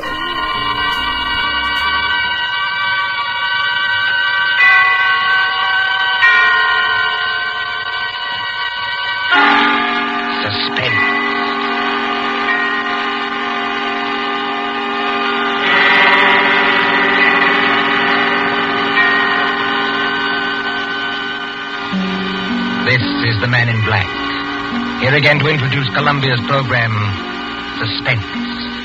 Our distinguished star this evening is the stage and screen favorite, Mr. Paul Lucas, whose performances in The Lady Vanishes and in the stage production The Watch on the Rhine you will recall with pleasure. Tonight's tale of suspense is a story by John Dixon Carr, Fire, Burn, and Cauldron Bubble. If you've been with us on these Tuesday nights, you will know that suspense is compounded of mystery and suspicion and dangerous adventure. In this series are tales calculated to intrigue you, to stir your nerves, to offer you a precarious situation, and then withhold the solution until the last possible moment. And so with Fire, Burn, and Cauldron Bubble, and the performance of Paul Lucas and the other members of our company, we again hope to keep you in.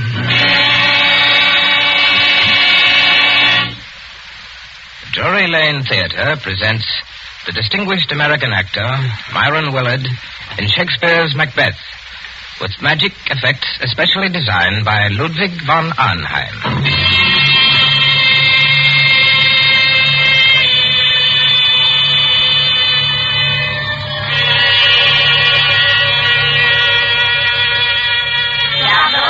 Double, toil and trouble, fire, burn, and cauldron bubble.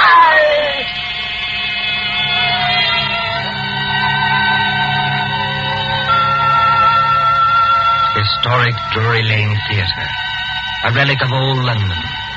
On this site, in the cramped and crooked lanes of Aldwych, there has been a playhouse since Nell Gwynn sold oranges in the pit. The present theatre, though modernized, is heavy and darkened with time. By daylight, it is a dinginess of red plush seats, haunted by old ghosts.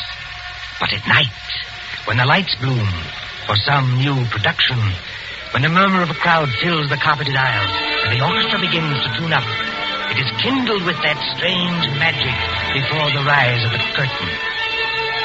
Forward this way, sir. E12 and 13. Program.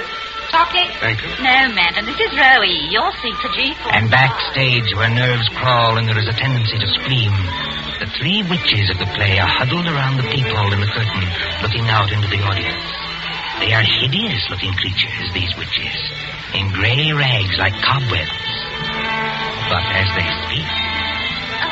Dear, I am scared. Don't let it bother you, darling. You can't even see the audience when the floats are on. There's nothing to worry about. Nothing except the size of the take at the box office. You won't even have to worry about that tonight. Look out there. You two are shaking as much as I am. Now, don't pretend. All right.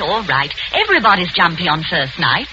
What I can't understand is why they want to use young girls as witches. And then make us talk in cracked voices as though we were 80. Double, toil and trouble, fire, burn, and cauldron bubble. Oh, what's that? Katie, darling, it's only one of the ghost effects. You've been hearing it for weeks at rehearsals. I will say this for Myron Willard, as an actor and a manager, too. He's the first one who's ever had a real professional magician to do the ghost effects for this ham show. Oh, are they, Celia? Look there. Where? Out in the audience in the second upper box on the left-hand side. Oh. Don't you see the woman who's just coming in? Yes, I can see her. Not a bad-looking bit of goods for her age. What about her? But that's Marcia Blair. Marcia Blair? You don't mean you've never heard of her? I can't say I have either, if it comes to that. Move over, Ivy. Give us a squint. Marcia Blair used to be Mr. Willard's leading lady. She was a very great actress 15 years ago. Oh, 15 years ago. She's had a terribly romantic history, but she's made lots of money and retired from the stage. Then she married some horrible no-good, and... Do you see that tall gray-haired man standing beside her? Well, he doesn't look much like a no-good. That's not the man I mean, Celia. That's Howard White, her second husband. Oh. They say he loved her for years and followed her about and practically worshipped her. But she was married to this no-good and wouldn't get a divorce. Then the no-good died, I suppose. So Marcia Blair and her faithful Howard got married. Yes. I remember reading in the paper that they've been married 1 year tonight. I expect they're very happy. And I'd be happy, too, if I had a mink coat and a string of pearls like that. Well, you've got to admit she's beautiful. All right, Katie, if you say so. I used to go and see her act when I was a little girl. She was kind of an idol. I wonder what they're saying to each other up in that box now. I wonder what they're saying.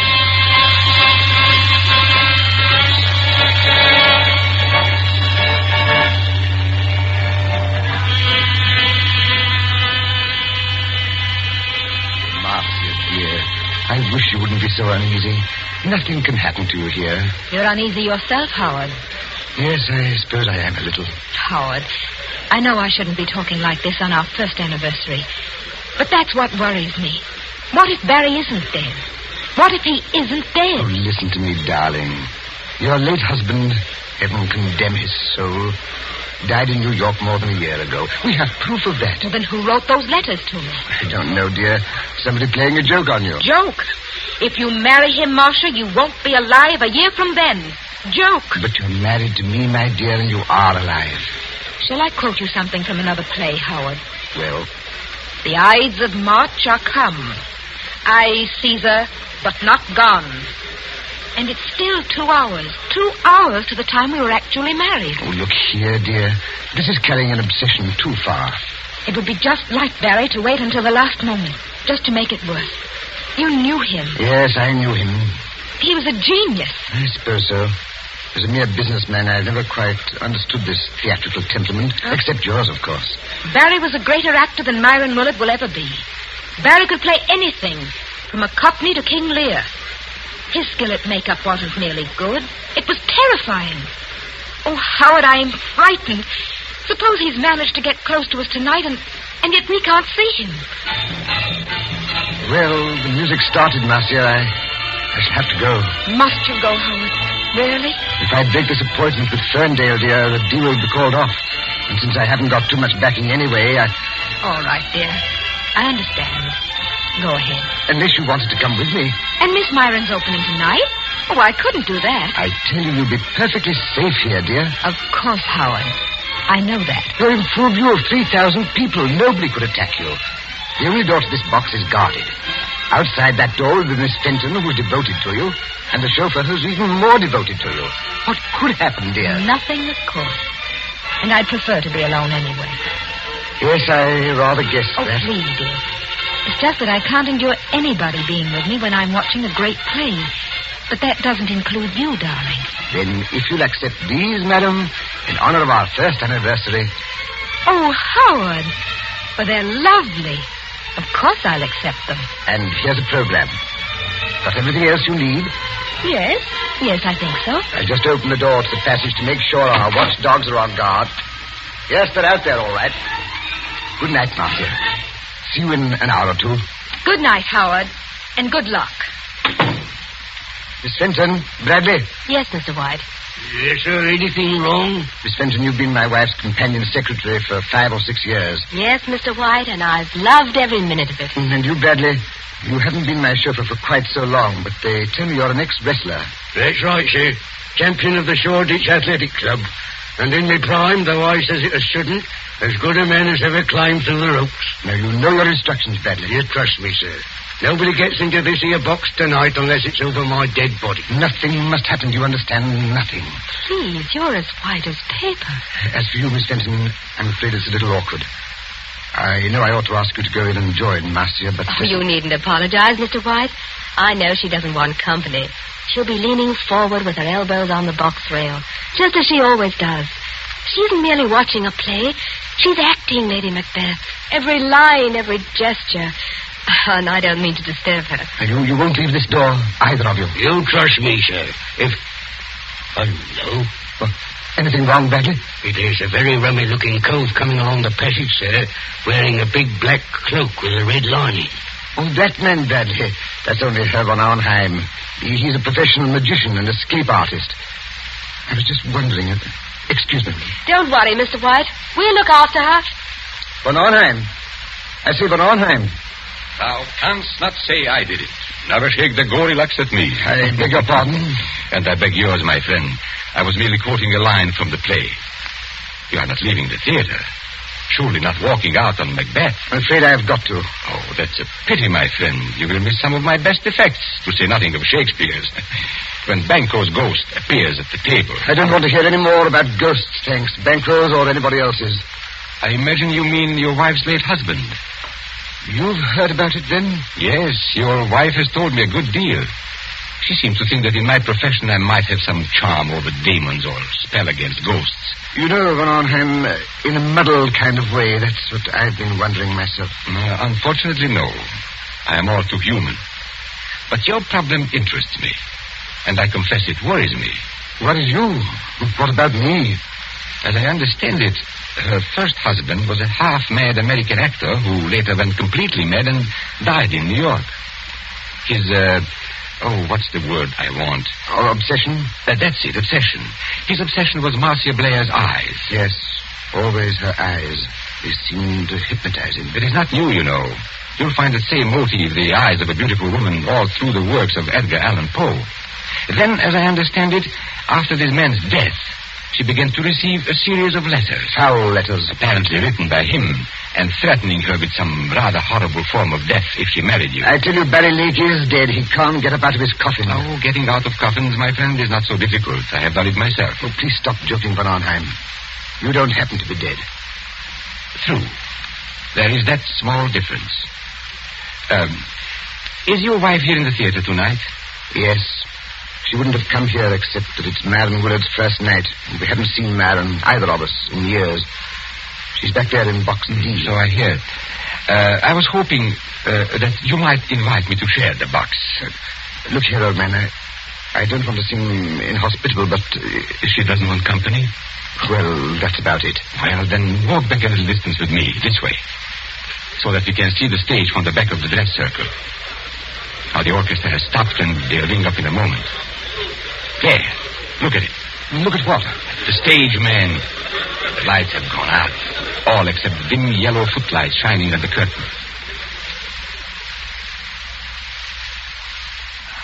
last cough, the last murmur, the last rustle of program dies away in one vast, breathing hush. The curtain goes up. Let go of my arm, Von Arnheim. I've got to leave. Now, what are the stage directions? Desert place, thunder and lightning. Enter 3 witches.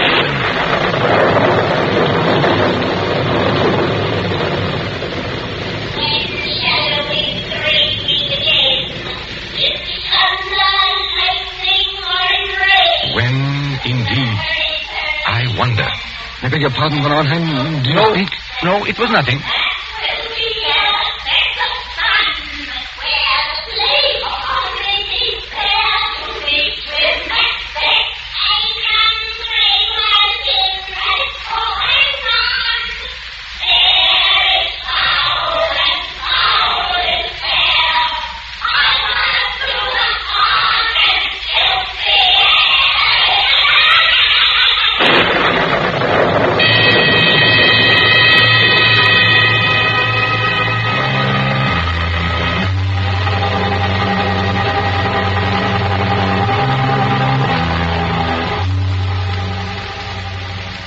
London newspapers for that year 1936, you may read how Myron Willard triumphed at Drury Lane as Macbeth. But tonight, as the clock ticks on, there is another drama in the dimly lighted corridor outside Box D.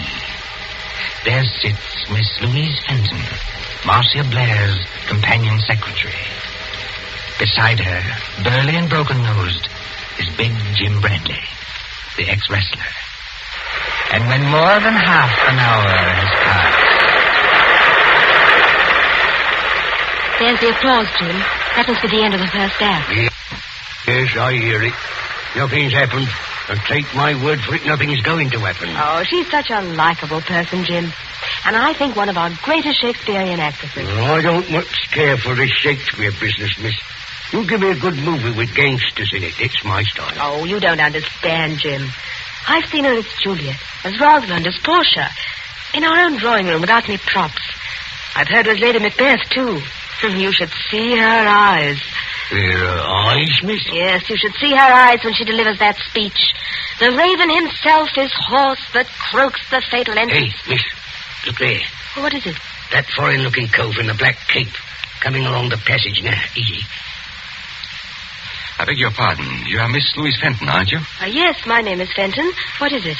I am Ludwig von Arnheim, a friend of Mr. White's.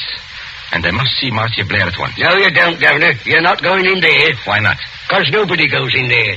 Not if it was the king himself. That's orders. Now listen to me, both of you. When the lights went on, I happened to be looking at Box D from the other side of the theater. And I think there is something wrong. But there can't be anything wrong. Jim Bradley and I have been sitting here the whole time. Except, of course... Except when? Well, except when I went in there for a few seconds. You went in there, Miss Fenton? May I ask when that was? Well, it was after Mr. White had gone and just before the play started. I went in to ask if she wanted anything. She said she didn't, so I came out again. And Bradley's been with me all the time, except when he went to get a drink of water up the corridor. That's as true as gospel, Captain. One moment, and listen to me. Marcia Blair is leaning forward across the railing of the box. Oh, but that's nothing, Herr von Arnheim. That's the way she always is. Does she always fall forward with her arms held straight out and her head down on her arms? You better be careful, miss. It's a trick. Trick? Why not open the door and see for yourselves? Would that do any harm? No, I suppose it wouldn't, but... Oh, there must be some mistake. We haven't heard a sound from in there. There couldn't be anything wrong. You open the door, Miss Fenton. I'm going to hold tight to this gentleman, just in case. Quiet, please. Quiet. What is it, miss? Oh. Walk in there with me, both of you. Please go carefully, as though nothing were wrong. We don't want to attract attention. Now. Oh, Herr von Arnheim. There's blood all over her face. Yes. And don't begin screaming again, Miss Fenton, when I tell you she's dead. Bradley? Yes, sir? Pick Miss Blair's body up and carry her out into the corridor. In another minute, we'll have the whole theater wanting to know what's wrong. All right, sir. You win. But what about the people in the other boxes? Won't they see? They've gone down to the bar to get a drink. They won't see anything. Hurry. She ain't no lightweight, the poor lady ain't. Steady does it. Hold the door open. That's got it. Now, close the door. Shall I put her down on the floor, Governor? Yes, better do that. I never took those threats seriously. That's what I blame myself for. And if something did happen, well, I thought he'd attack her. I never thought he'd hide away across the theater and fire a shot. And you were quite right, Miss Fenton. Marcia Blair was not shot. She wasn't shot. No, take a look at the wound. Oh, I can't look at it. She was stabbed. Stabbed through the right eye with a narrow, sharp blade, which entered her brain and killed her instantly. Not a pretty death, but a quick one. You seem to know a lot about this, Governor. Perhaps I do, my friend, and perhaps I can guess a lot more. You mean somebody stood out there and threw a knife at her? Like a ready music hall turn? No, I don't mean that either. There's no knife in the wound and none in the box. The murderer took it away. Took it away? Exactly. Herr von Arnheim, please wait. You're not saying someone climbed up from outside, 20 or 30 feet from the floor, and stabbed poor Marcia in full sight of 3,000 people? That, Miss Fenton, is what the evidence seems to indicate. But it's impossible. Yet it happened. There is Marcia Blair's body. What's that? Oh, it's the warning bell for the second act. People will be coming back here any minute. What are we going to do?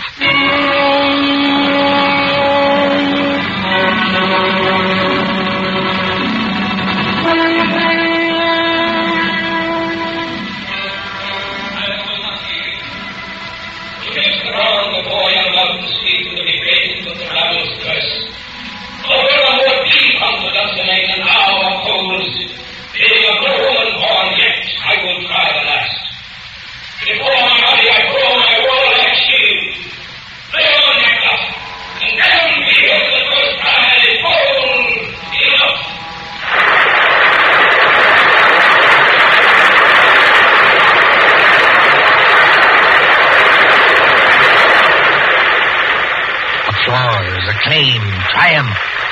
Myron Willard is Macbeth. Helen Gale is Lady Macbeth. Magical effects by Ludwig van Arnheim. Very few persons knew that there is a dead woman in the theater. But at the end of the play, it is a different story.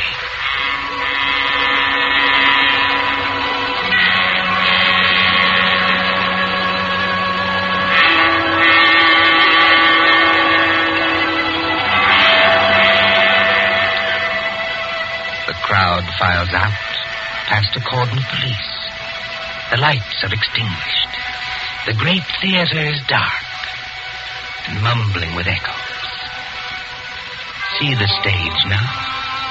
Only the battens or overhead lights pour down a pale blaze on two men who stand grotesquely against the background of Dunsinane Castle. One of these men is Howard White, very near collapse. The other is Myron Willard himself, still wearing his makeup, still wearing helmet and chain mail. And when Willard speaks...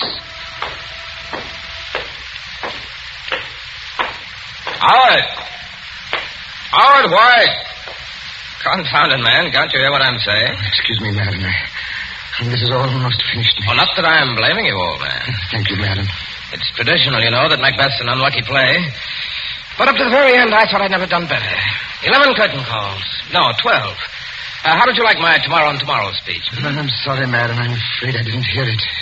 Yes, poor old Marcia. She'd have hated to die like that. Marcia was proud of her eyes. Always nearsighted as an owl, but too vain to wear glasses. There's Van Arnheim looking at us from under the castle archway. Van Arnheim!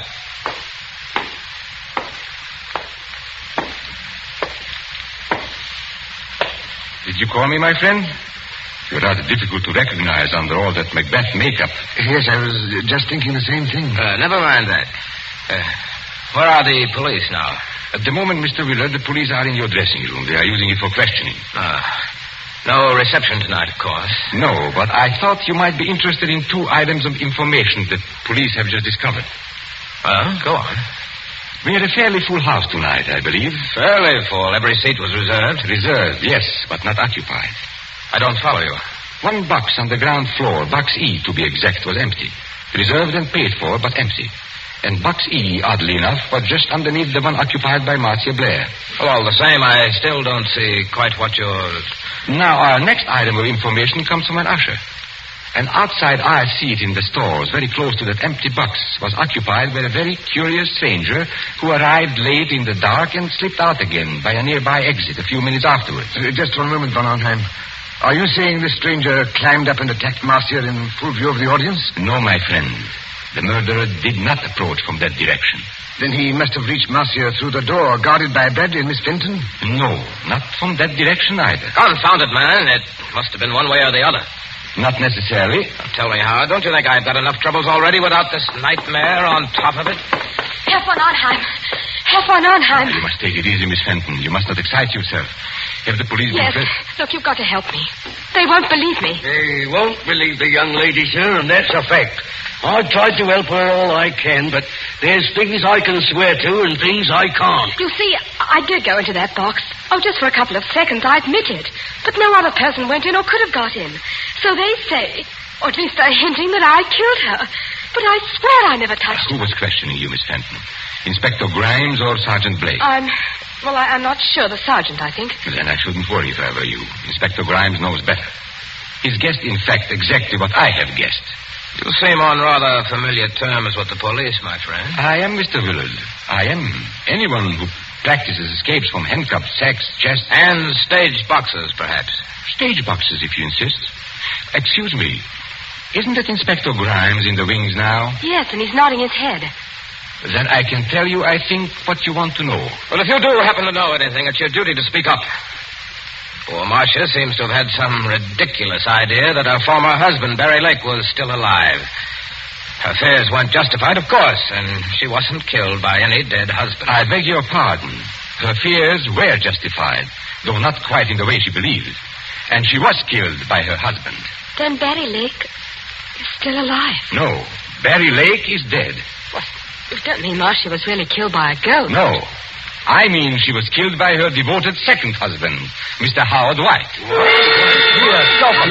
hear what they say? That's not true. It's a slanderous statement. I'll have you in court for it.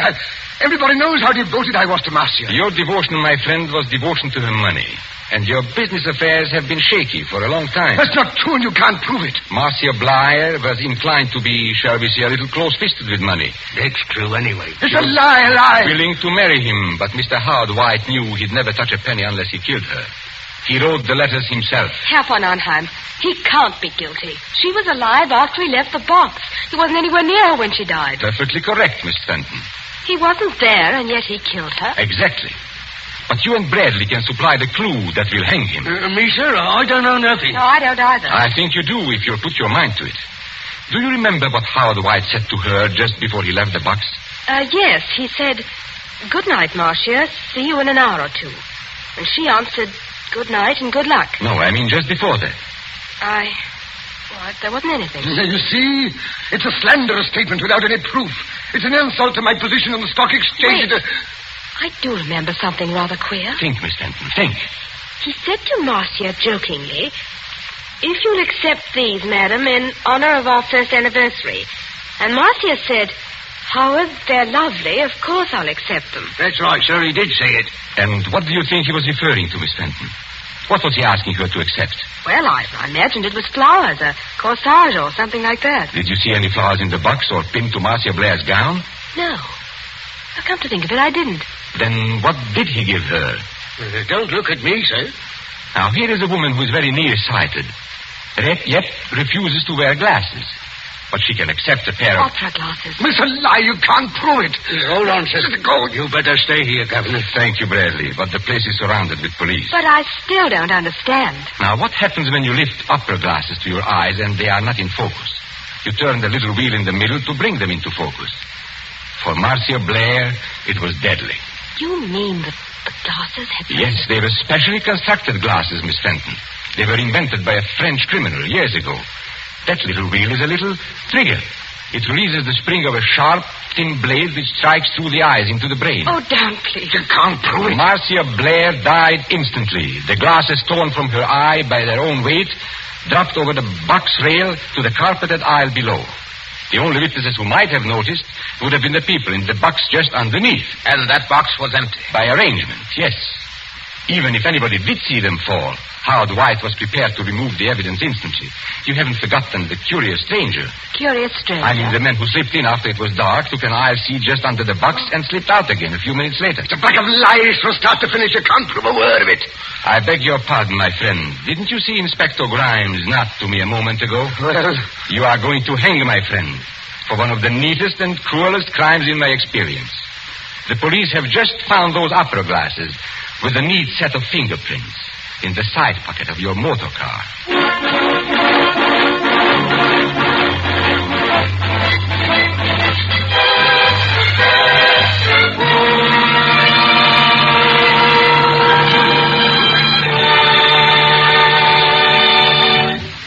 And so ends Fire Burn and Cauldron Bubble, starring the distinguished actor Paul Lucas. Tonight's tale of suspense. This is your narrator, Ted Osborne, the man in black, who conveys to you Columbia's invitation to spend this half hour in suspense with us again next Tuesday. Same time, when Nancy Coleman stars in Fear Paints a Picture. William Spear, the producer, John Dietz, the director, Bernard Herrmann, the composer-conductor, Robert Salmon, studio technician, and John Dixon Carr, the author, collaborated on tonight's Suspense.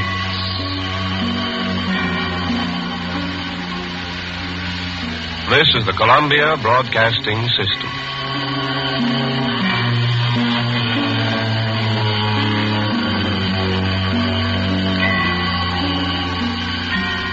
You're listening to HOJO Radio. More classic old-time radio coming your way next.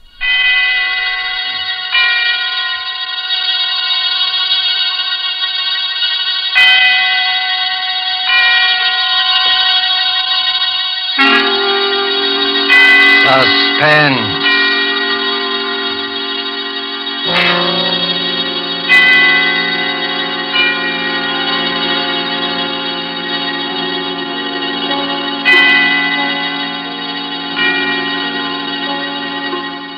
This is the Man in Black, here again to introduce Columbia's program, Suspense.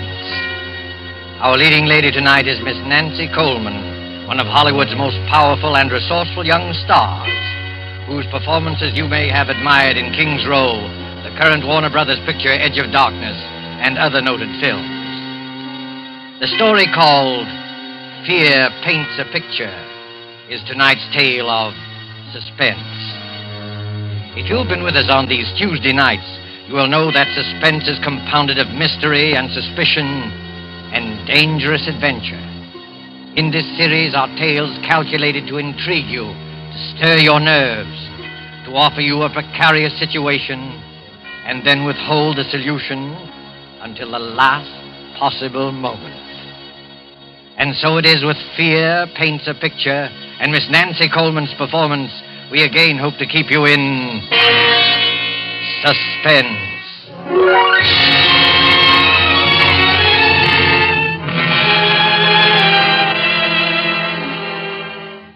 There is a picture hanging on a wall. You look at it casually. An extraordinary picture, you'll say, skillfully done. Look at those fine brushstrokes, those superb colors. But isn't the subject matter a little bizarre? It is something more than just bizarre. But let us begin from the beginning with the death of Benjamin Powell, a rich and strange man. There were dark rumors about the Powells. His wife had died many years ago. No one knows how. But Benjamin Powell had a daughter, Julia, a high-strung and neurotic girl. And many of us wondered about her, too. Benjamin Powell died. And in his last will and testament, he made Julia heir to all his considerable fortune, except that... But let me read you the will. I, Benjamin Powell, being of sound mind and in full possession of all my faculties, hereby request that after my death, my daughter Julia live with Mr. Harvey Lyons, my lifelong friend, until her 23rd birthday. at which date all my worldly belongings will come into her possession, provided that nothing untoward happens to her by that time. But in the event that she is incapable of taking over my estate upon her 23rd birthday, I hereby appoint Harvey and Laura Lyons as my final heirs, there being no other living blood relatives, and trust to their judgment that they will take care of Julia adequately and with kindness. Signed, Benjamin Powell. 3 months later, seated around the huge, ornate fireplace of the dark wainscoted living room, are 3 silent people. The heavy drapes that run from the high ceiling to the floor move softly in a gust of wind. For the past quarter hour, no one has spoken. Harvey reads his newspaper, Laura knits with nimble fingers, and Julia stares with unseeing eyes at an unopened book. You're not reading, Julia. I'm not concentrating. Are you feeling all right? I'm all right. You do look a little tired, Julia. Perhaps you'd better get some rest. I'm not tired, Harvey. I've been wanting to ask you. In a week, Julia will be 23. Isn't that wonderful, Harvey? Next Tuesday's her birthday. We'll have a party. I'll get old Tom and his fiddle, and we'll have a real old-fashioned party. Harvey, what did Father mean by the will? The will? Julia, perhaps you better go to bed. You look a little pale. The will said I might not be able to take over the estate by my 23rd birthday. What does it mean? I don't remember that. I didn't read the will very carefully. Yes, you did, Harvey. You know what I'm talking about. Perhaps we better discuss it in the morning. You're tired, I'm Julia. not tired, Laura. Please, Julia, I'd rather you wouldn't ask me. That's a delicate handkerchief, Julia. Twisting it will only tear the lace. I'm sorry, I didn't realize it. It's one of your best handkerchiefs. It's no use, Laura. I've got to know. You're a very high-strung girl, Julia, and I'd rather not upset you before bedtime. Upset me? You sort of get moody very often, Julia. Harvey. Laura, I'm not going to bed until I find out what all this means. I've got to find out. You don't like your room, do you? No, I don't.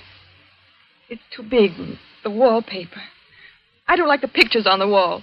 There's nothing wrong with a big room. Everyone prefers a large room. Everyone likes pictures on the wall. Well, maybe it's the kind of pictures. Yes, it's the pictures. They rub me the wrong way. You see, your feelings about things are different. Different from the feelings of normal people. Normal people? Oh, I'm sorry. I shouldn't. I can't stand this torturous way of telling her. I'll tell you, Julia. Your mother died in an asylum. She went mad after her 23rd year. It's been in the family for generations. I never saw my mother. I thought... We didn't want to tell you this. I wish we hadn't, but you forced us. You mean I'm liable to become insane?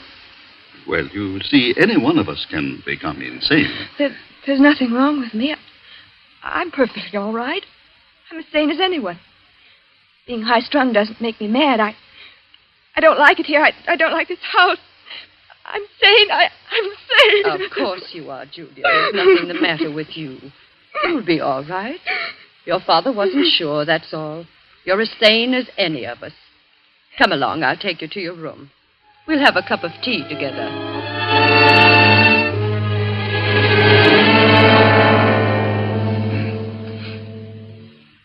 How is she, Laura? She's calmed down. Is she asleep? No, Harvey, she's reading. That must be Dr. Barrows. I'll open the door. Hello, Dr. Barrow. How do you do, Mr. Lyon? Come in. Thank you. This is my wife, Laura. How do you do? I'm glad to meet you, Doctor. Let me take your things. The maid will have your room ready in a few minutes. That's very good of you. Here, sit down and make yourself comfortable. Thank you. Well, how's Julia? She's been very moody lately. Very moody. She seems so unhappy. I've tried to draw her out, but I haven't been much good at it. Is she still grieving over her father's death? No, it isn't that. I don't think she likes our house. She has some queer ideas about her room. And the wallpaper. She doesn't like that. She doesn't like the pictures on the wall, either. I've caught Julia several times staring into the mirror, looking at herself with hate. Mm-hmm. I've heard her talking to herself very often. That's nothing. All of us talk to ourselves once in a while. I don't know, Doctor. I don't think she's very stable. There are things that go on in her mind that she won't talk about. All of us keep things to ourselves, things we never talk about. Mr. Powell described Julia's case to me just before he died.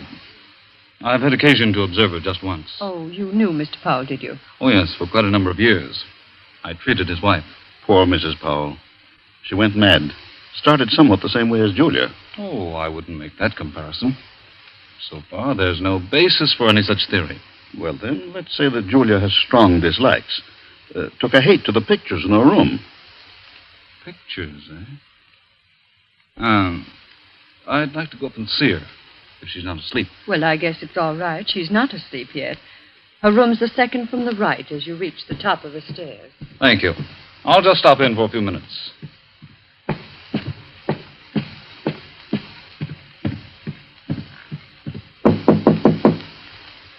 Come in. Hello, Julia. You remember me, don't you? No, not exactly. I'm Dr. Barrow, a friend of your father. I treated your mother. My mother? No, don't be alarmed. I'm staying with your guardians for a few weeks. Do you mind if I come in for a few minutes? No. Well, this is a fine room, Julia. A very comfortable one. I don't like it. It's too big, makes me uncomfortable. Nonsense. You're just imaginative. You think someone might be hiding in here while you're asleep. Is that it? It isn't that. Don't you like that picture, Julia? What picture? The one you're staring at. I wasn't staring at it. I just... Just looking at it, eh? Looks like a fine painting. I don't like it. I'm going to have it removed. You can if you like, Julia, but I don't think you should. It's an unpleasant picture. Gives me nightmares. Look at it. That frightful-looking man about to come through the doorway, and the unsuspecting girl sitting in a chair with her back towards him. He's not frightful-looking at all. It's just the black scarf around his neck. He's about to kill her. You certainly have a vivid imagination. I'm sure the artist had no such idea in mind. I hate the picture. I'm going to ask Harvey to take it out of here. No, Julia. You mustn't be afraid of it. The longer you keep looking at it, the less afraid of it you'll be. You've got to conquer your fears, or they'll conquer you. Well, that picture has a horrible fascination for me. I can't take my eyes from it. Last night, I dreamed that the man in the picture came through the door with a knife in his hand and killed the girl. It was an awful dream. But that was only a dream. If I take that painting off the wall, you'll find other things to be afraid of. Now, you do as I say. Forget about that picture. Get a good night's sleep. Nothing like a good night's sleep to lift your spirits. If that picture fascinates you, keep looking at it. Don't be afraid of it. Will you do that? Yes, Dr. Barrow, if you say so. That's fine. I'll see you in the morning. Good night, Julia. Good night.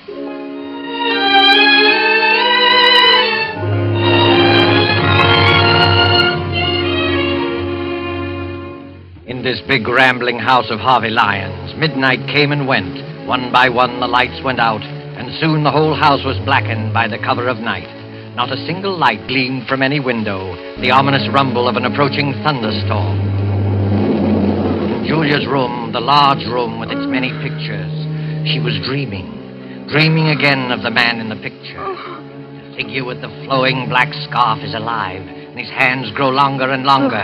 Julia tosses in her sleep, as if trying to avoid him, trying not to look at him.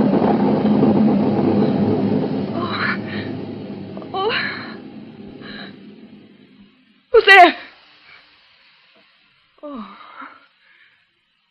It was only thunder. What a terrible dream. That awful picture. What was that? There's someone in this room. Someone's hiding in this room. The light. Where's the switch? Where is it? Oh, here. There's no one here. It's coming from the ceiling. From up above me. It's my imagination. There's nobody there at this hour. Nobody. I've got to go back to sleep. Dr. Barrow said I need sleep.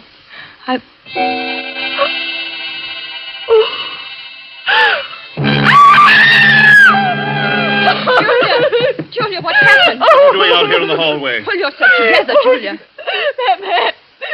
The man! What man? The man in the picture. He's moved. What do you mean? The picture.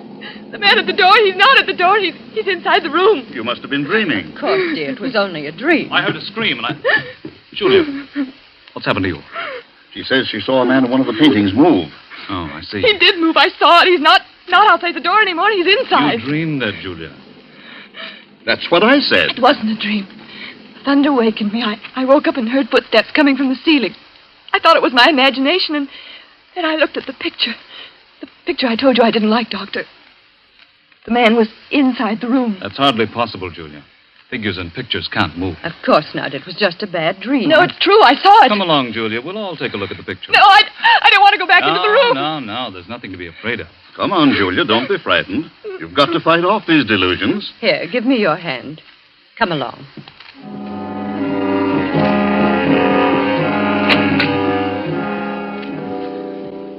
Well, now, what picture was it? The one near the bed. Oh, yes, the picture by Gregory. It's one of our oldest paintings. Well, there it is. It's the same as I saw it a few hours ago. Look at it, Julia. I can't believe it. The man with the black scarf is still outside the door. And he'll stay there until that picture crumbles to dust. I could have sworn I saw him inside the room approaching the girl. Dreams can be very vivid. And there are no footsteps coming from the storeroom. I must be out of my mind. I could have sworn. Nothing at all, Julia. All of us occasionally have vivid, realistic dreams. Once I dreamed I was being chased by a herd of elephants. It was so real I heard the thundering footsteps even after I woke up. It was so... Delusions can be very real and horrifying. You do believe, don't you, Julia, that it was only a nightmare? Yes, I think so. If Julia wants to, I'll take the picture out of her room. I don't think it's wise. You have to fight these unreasonable fears. That's true, Julia. Never give in to them. Well, I'll go crazy if I keep looking at that picture. It might be the other way around, Julia. If you run away from it, the mental disease prevalent in your family will take firm hold in you. You'll get worse and worse, as Dr. Barrow says, until you be afraid of your own shadow. You'll be afraid of everything, of everyone you meet, afraid to be alone, afraid to be with people, afraid of yourself, afraid of your own clutching fingers. No, don't tell me anymore. Please, Mr. Lyons, there's no need for this kind of talk. Julia, look at the picture. It's nothing but some paint on a canvas with a frame around it. There's nothing about it that can harm you. And the danger lies in yourself. You've got to keep staring at it as often as you can by candlelight or in the dark until you've learned to laugh at it. It won't be easy. I'll try. That's fine. I knew you had courage. I'll get you a sedative so that you'll be able to sleep. I'll be all right in the morning. I'm sorry I became hysterical. And I'm sure you won't let yourself go anymore. I promise. You're sure you're not afraid now? No, I'll be all right. I'm sure I'll be all right.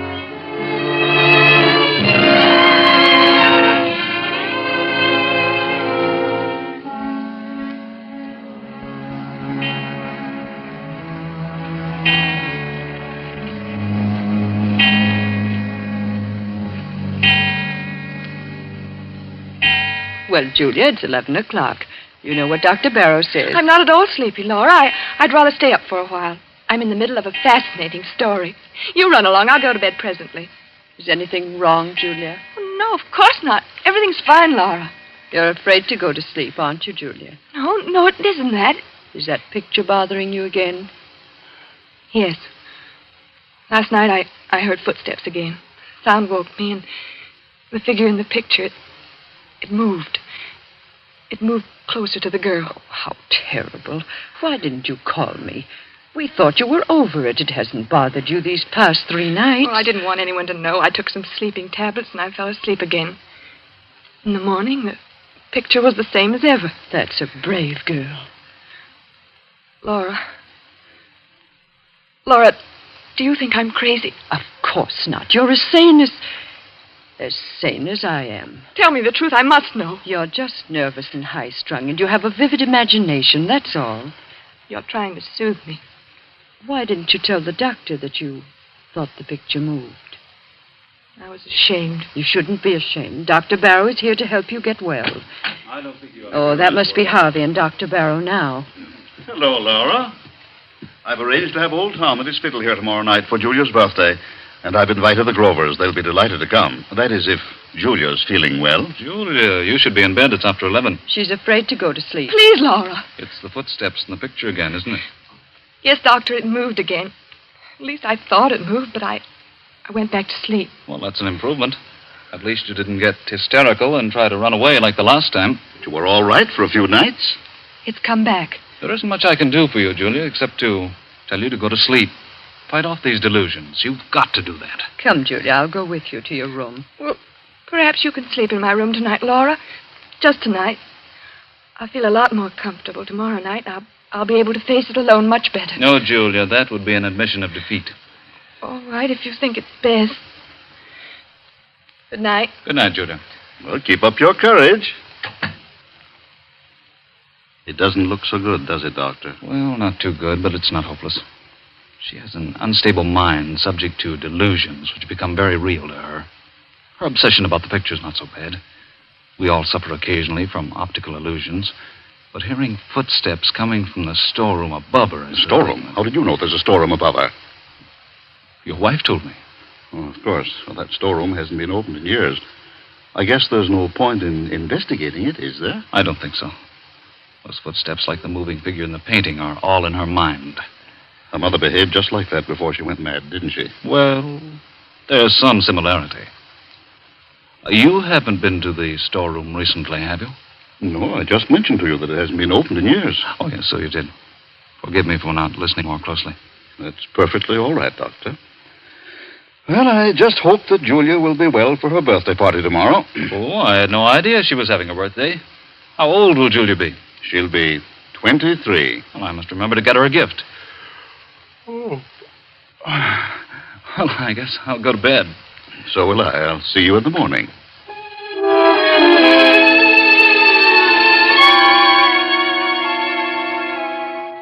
But Julia wasn't thinking about her birthday. During the 10 or 15 minutes she spent in Laura's room, fear fluttered in her heart. When she finally stood alone inside her own room, panic, black, unreasoning panic began to take hold of her. In wild haste, she began to undress, never looking at the picture. I won't look at it. I won't. I'll go right to sleep. I'll take some pills and fall asleep. What was that? Oh. It was nothing. Nothing at all. All I have to do is keep from looking at the picture. I won't look at it. It can't do me any harm if I don't see it. I mustn't even think of it. I'll think about the trip I made to South America. It was a wonderful trip. The sunset. What was that? Footsteps.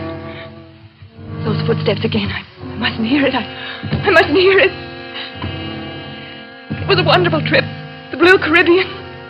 Rio's a beautiful city. Sugarloaf Mountain, the music, the dancing. Those footsteps. It's not footsteps. It's just my heart beating. I'll close my eyes. I'll sleep. Sleep. Why can't I sleep? Oh, Lord, let me sleep. I don't want to look at the picture. I won't. I know what I'll see. He'll be closer to her. Maybe he'll have killed her. I mustn't open my eyes. I mustn't. I won't.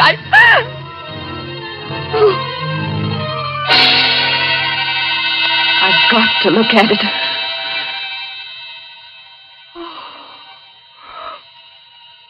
He's moved. He's close to the girl. I'm not dreaming. It's real. The girl? It's me. That girl is me. Me. I can't stand it. I can't. Laura! Laura! Oh, Laura, let me in. Julia. Oh, you poor girl. Here, sit down. Now stop crying and tell me all about it. Tell me in detail. Don't be ashamed. Get it out of you. It'll do you good to talk. It's the same thing again and again. I tried not to look at the picture. I tried so very hard. But it was hopeless. I had to. The figure with the black scarf was inside the room, a knife in his hand, very close to the girl. But this time the girl had turned around, and it was my face. My face. Did you hear any footsteps? Yes. I heard them as soon as I got into the room. You think it's very real, don't you, Julia? Despite the fact that everyone says it's a delusion. It's very real to me. I must be really insane. I'm going crazy. Don't say that. Well, it's no use. I'm not getting any better. It's getting worse and worse. Don't give up. You mustn't. Come along. I'll go to your room with you. I'll stay there until you fall asleep. Unless you want to stay here. Oh, I don't know. I don't know what to do. Will you stay with me, Laura? Yes, Julia. Come, let's go back.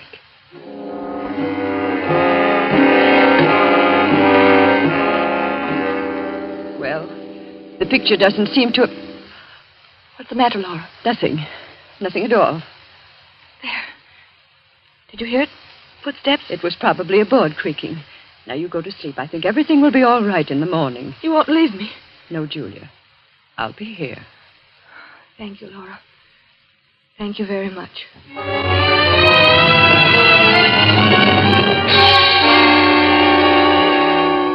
Laura stayed in Julia's room until she was sure that she was fast asleep. Then carefully she tiptoed out of the room, closing the door gently behind her. Julia slept peacefully, feeling safe and secure. Several hours passed, and then suddenly Julia awoke. She sat bolt upright and wide awake with her heart pounding away. Laura. Laura, is that you? Laura! Oh, she's gone. She's left me alone. But I'm not alone. Something woke me. The picture. It's the picture. I must look at it again. If he's moved again, I don't know what I'll do. I'll turn around and look straight at it. I'll look straight at it. Oh! He's killed the girl. He stabbed her. He stabbed me. I'm the girl. Oh, I've got to get out now.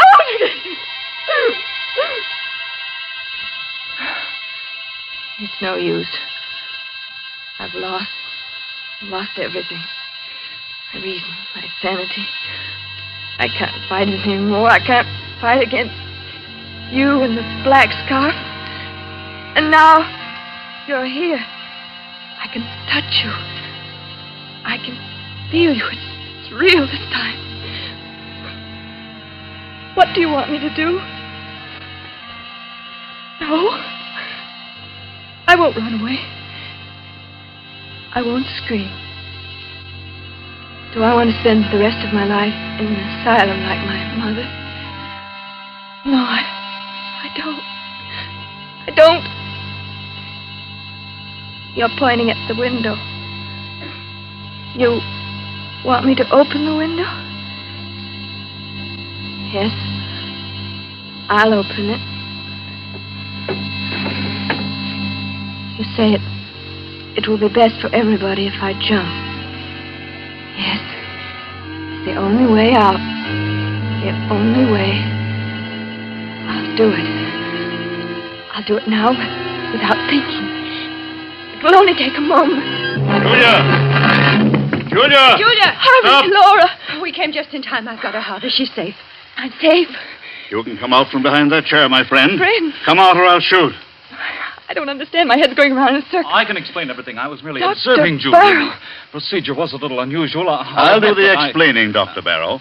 You tried to drive Julia crazy. Tried to drive me crazy. That's right. He tried to do it with the picture. You're all making a serious mistake. Mistake? Look at the picture. The figure is inside the room stabbing the girl. No, it wasn't your imagination, Julia. He painted several pictures, each one of them with the figure close to the girl.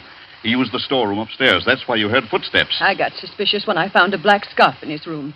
And when I looked at the picture a little while ago, it was full of dust. I dusted it off myself a few hours before. Yes, and Dr. Barrow seemed to know there was a storeroom above you. I couldn't understand how he knew that since it had been closed for years. But why? Why should he want to drive me crazy? Because he's not Dr. Barrow. He's Ralph Powell, your cousin, who disappeared many years ago. Everyone thought he was dead. After I got suspicious, Harvey and I went up to the storeroom and found a lot of pictures he's been painting. This scoundrel is a very talented artist. He's been changing the pictures on the wall. His plan was to drive you insane and then contest the will, since he's your nearest blood relative. Oh, horrible, and I really thought it... I had no intention of killing Julia. I swear I didn't. I just wanted to frighten her. Almost jumped out of the window. I might have been dead. Right now, lying dead outside. Don't think about it, Julia. It's all over now. You're all right. I'm not insane. Of course not, Julia. Oh, I almost forgot. It's already Tuesday. Happy birthday, Julia. How does it feel to be 23 years old? It feels wonderful.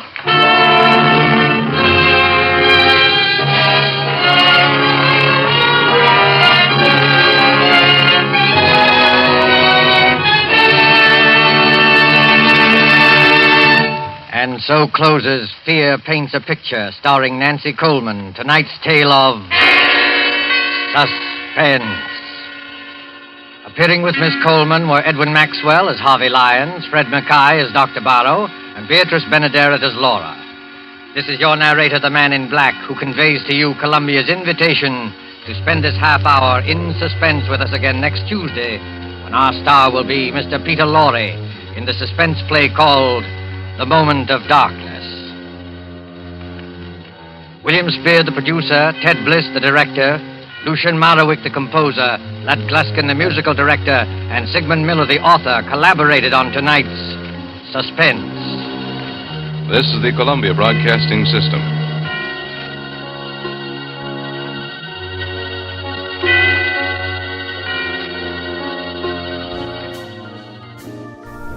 Our next broadcast brings together everything that was good about old-time radio rolled into one. The title itself almost sums up the very essence of what radio drama is all about. Each of the episodes was a microdrama, carefully planned to capture the listener's attention. Over 200 episodes were made, and almost all of them are as good today as they were over half a century ago. For the first few years the series was on air, the announcement at the start of the show varied almost every week, but by the 1950s, it had settled down to be the now famous, tired of the everyday grind? Ever dream of a life of romantic adventure? Want to get away from it all? We offer you Escape on HOJO Radio. Find your life uninteresting? Want to get away from it all? We offer you Escape.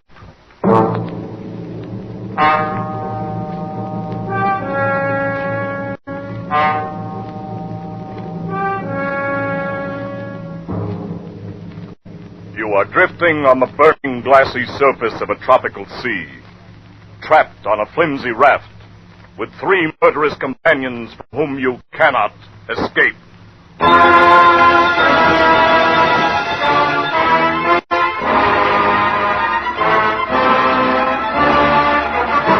Escape, designed to free you from the 4 walls of today for a half hour of high adventure.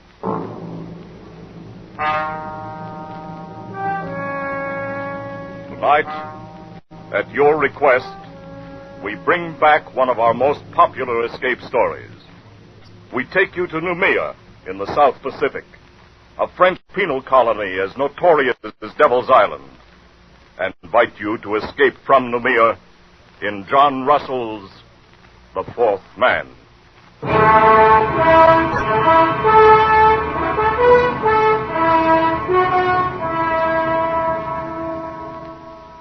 The raft stood to open sea. A mat of pandanus leaves served for its sail, and a paddle of wood for its helm. Its flooring was woven of reeds and bamboo sticks and rested on triple rows of bladders. It was light as elastic, fit to ride any weather, and carried 4 men.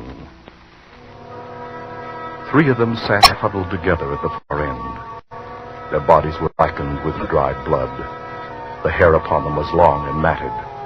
They wore only the rags of convicts' blue canvas uniforms. On wrists and ankle they carried their mark, the dark and wrinkled stain of the manacles. There was DuBose, doctor, leader, man of the world, murderer. Friends, the thing is done.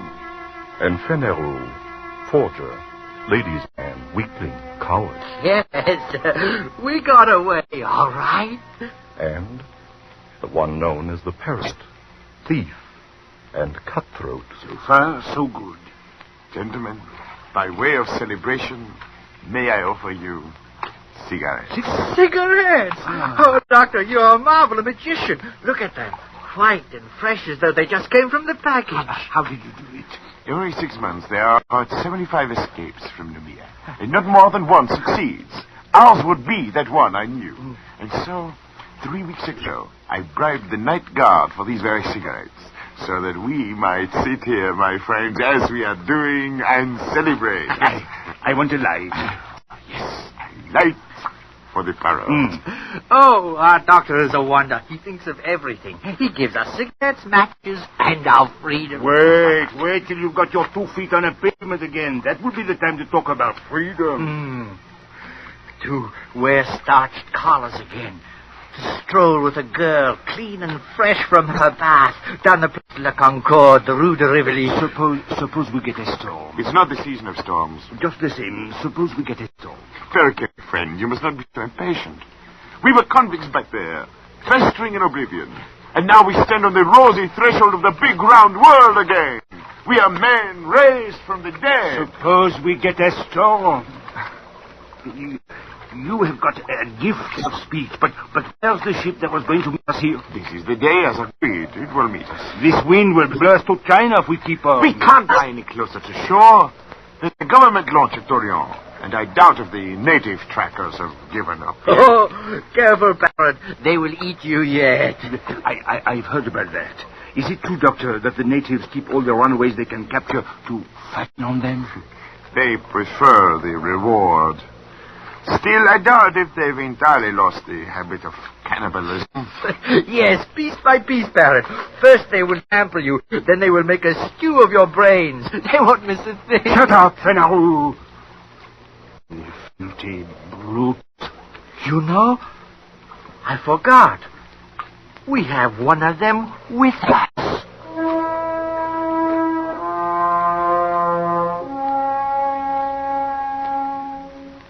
The fourth man was steering the raft. He sat crouched in the stern, his body glistening with spray. His huge dark hands held the steering paddle. He was motionless like an idol, his eyes fixed on the course ahead. The fourth man on the raft. My friends, you are looking at a Kanaka. You will see nothing superior. No line of beauty to redeem the low angle of the forehead, the knobby joints of the body. Nature has stamped him with a mark of inferiority. And he has set the final seal himself with that twist of bark about his middle, and that prong of pig ivory through his nose.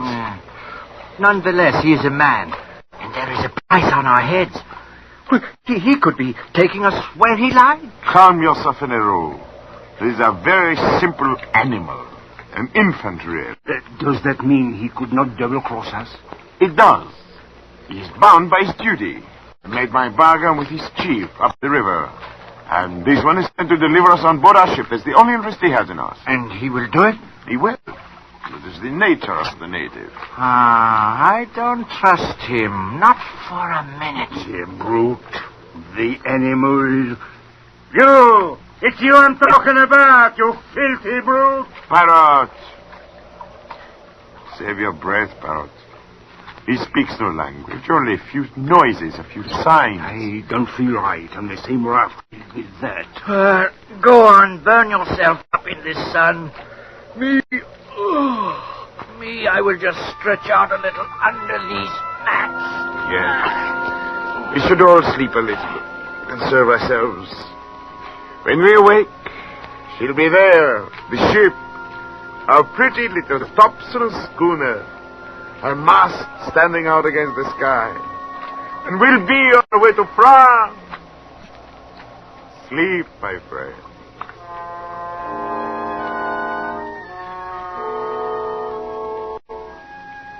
The two younger convicts dozed under the heat of the day, but not Dr. DeBose. He stood once again to sweep the skyline under his shaded hand. His plan had been so careful, so precise. He had counted absolutely on meeting the ship, the small schooner. One of those flitting, half-piratical traders of the Copra Islands that can be hired like cabs in a dark street for any sinister enterprise. But there was no ship, and there was no crossroads where one might sit and wait.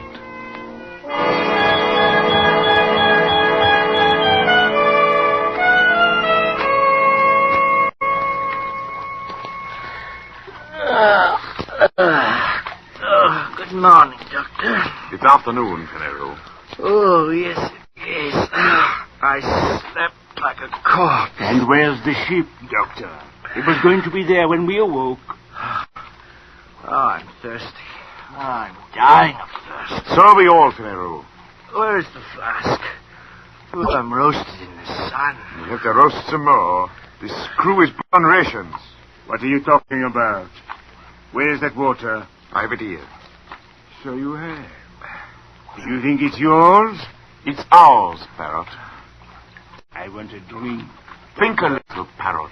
We have to guard our supplies like reasonable men. We don't know how long we may be floating here.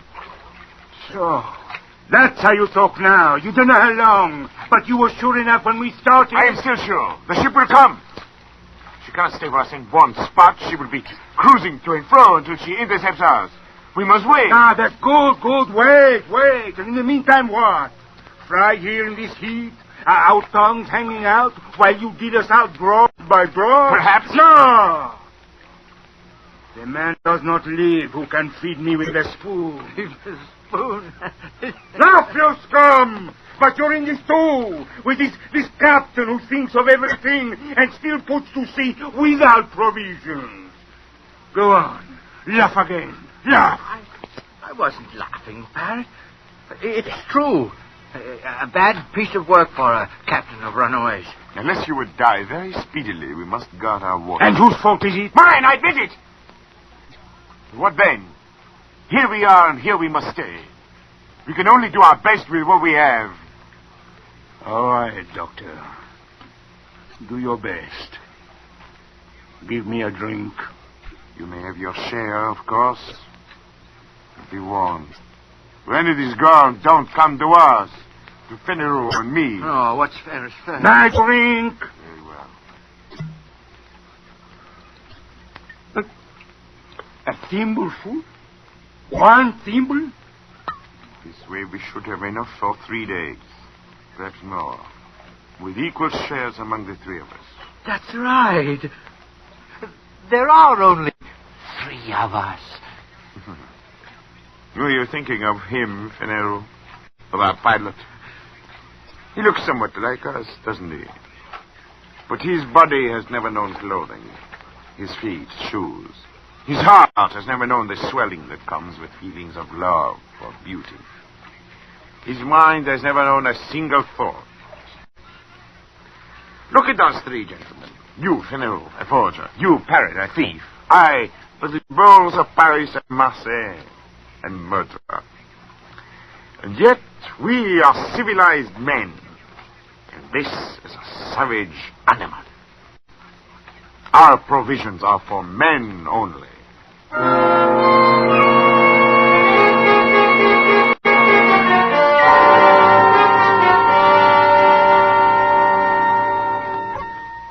The 3 men awoke to their second day on the raft. They looked and saw the far round horizon and the empty desert of the sea, and their own long shadows that slipped slowly before them over its smooth, slow heaving. The land had sunk away from them in the night. A trap had been sprung. As the savage sun kindled upon them with the power of a burning glass, a calm fell, an absolute calm. The air hung, waiting. The sea heaved and fell in polished undulations, and the sun shone, driving in under their eyelids like white-hot splinters. They crawled to the shelter of their mats, gasping, shriveling. And the water, the world of water, was slack and thick as oil. Ah, mon Dieu. How lonely it is. Touch the birds. Yes, Parrot. Look around you. What do you mean? Come on, look around. What do you see? I see water, Parrot. The horizon, nothing else. What? Don't you see a ship? A pretty little schooner? Those were your words. Well, where is it? Why don't you see it? It will come. Will it come for us to be dead when it comes? Doctor, you say that you count on your friends, but suppose they leave you to rot here. Leave Parrot and me to rot here. That would be a joke, eh, Doctor? To wait for a ship that will never come. It will come. My friends will not fail me. But why? How do you know? How can you be so sure? There is a safety vault in Paris, full of papers to be opened at my death. Huh? Those papers contain confessions. No, gentlemen, my friends will not fail me.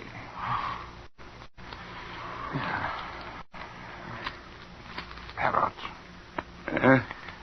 A moment ago you asked what I saw. Well? There was something I neglected. What was that? I see a Kanaka on this raft with us. He does not join us. He does not look at us. He sits on his heels in the way of the native, with his arms hugging his knees. He sits at the stern, motionless under the shattering sun, gazing out into vacancy. Whenever I raise my eyes, I see nothing else. Only this Kanaka. And he seems to be enjoying himself quite well. I was thinking so myself. The cannibal, the savage. He does not seem to suffer.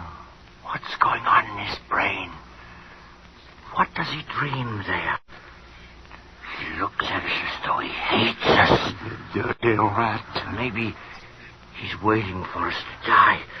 Maybe he's waiting for the reward.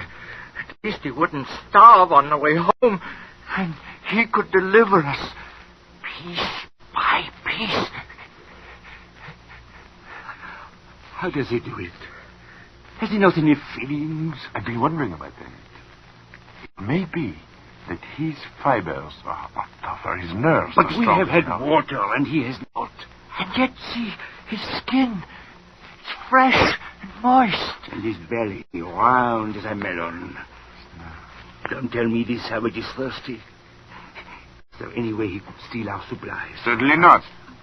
Suppose he has his own supplies hidden. What? We see. Search the raft. Look. Look under the mat. I feel disappointed here. No, nothing. No, there. Doctor. Okay. Over there. Oh, I'm sorry. No.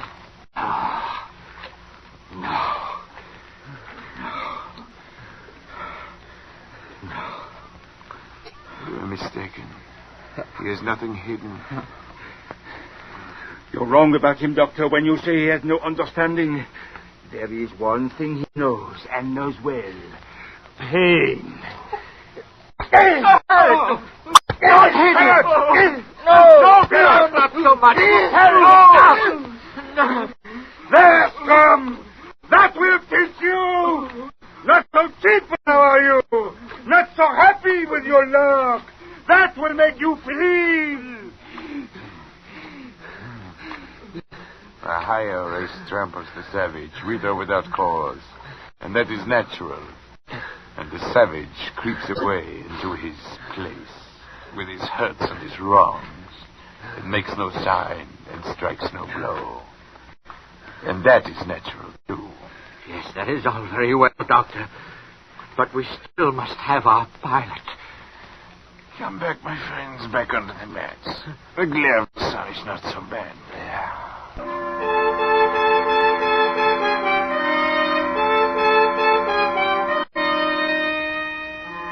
So the days dragged by, the second and the third, and now it was the fourth day. And still there was no breeze, and still there was no ship. Doctor. Yes? What do you stare at? It's him, savage. Look at him, and look at us. We are dying. Our powers are ebbing. And him? He's naked, wild, brutish. He's yet to give the slightest sign of complaint or weakness. Yes, true. At night he stretches out and sleeps. Those long hours when we wrestle and fight with despair, he sleeps like a child. Then in the morning he resumes his play aft, unchanged, fixed, a growing wonder. Doctor, is this a man or a fiend? A man, it is man. A miracle. A man and a very poor and wretched example of a man. You will find no lower type anywhere. Look at his cranial angle, the high ears, the heavy bones of his skull. He's scarcely above an ape. Then what? He has a secret. Secret? But we see him. Every move he makes, every minute. What chance has he for a secret? How absurd. Here are we three, children of the century, products of civilization. And here is this man who belongs before the Stone Age. In a set trial of fitness, of wits, of resources, is he to win? It's absurd. What kind of secret? I can't say. Perhaps some method of breathing, some strange posture he uses to cheat the sensations of the body. Such things are known among primitive peoples, known and jealously guarded, like the properties of certain drugs, the uses of hypnotism, who knows? We can find out. To ask him, useless. He will not tell. Why should he? We scorn him. We give him no share with us. We abuse him. And so he falls back on his own expedience. He remains silent as he always has been, as he always will be. He never tells the secrets. They are the means by which he survived from the depths of time, by which he may yet survive when all our wisdom is dust. There are a number of ways of learning secrets.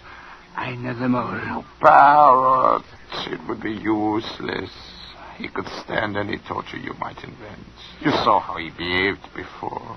No, it's not the way. Talk! I'm tired of all this talk! Kill him and throw him over! Let's be rid of this thing! We gain nothing. Then what do you want? To beat him. That's what I want. To beat him at the game. For our own sakes, for our own racial pride. We must. To outlast him. To prove ourselves his masters.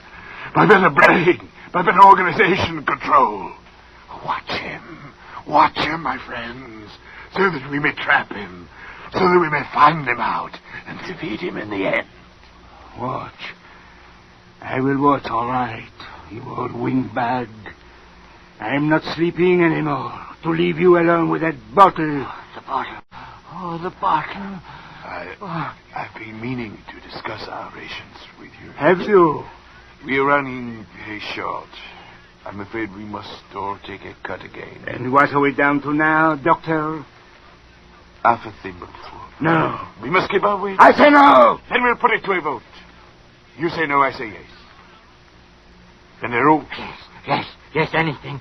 But give me mine now. Then it's half a thimbleful for Monsieur Fenero. Your share, Fenero. More, or I'll die. More. No more today. You must. Oh, Doctor. No more today. Look! A ship! Where is it? The bottle, Doctor! What? Here's the bottle! He drinks! Look at him. You killed him with that oar. What about the bottle? There's some left. You caught him just in time. And you got the bottle just in time. Seems I did. And there's no ship. There will be no ship. We are done. Because of you and your dirty promises that brought us here. Doctor, liar, fool. Don't come any closer. Unless you want this flask broken over your head. No, I would not want that. Barrett, just think. Why should you and I fight? We can see this trouble through and win yet. This weather can't last forever. Besides, now here will be only two of us to divide the water, yes? Yes. That is true, is it not? Fenero kindly leaves us his share. An inheritance. All right. I'll take mine now. My share now, if you please. Later we shall see. So be it.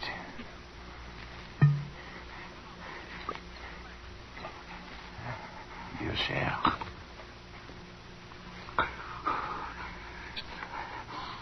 Many thanks. And now, farewell, cher. To me, please. As you say.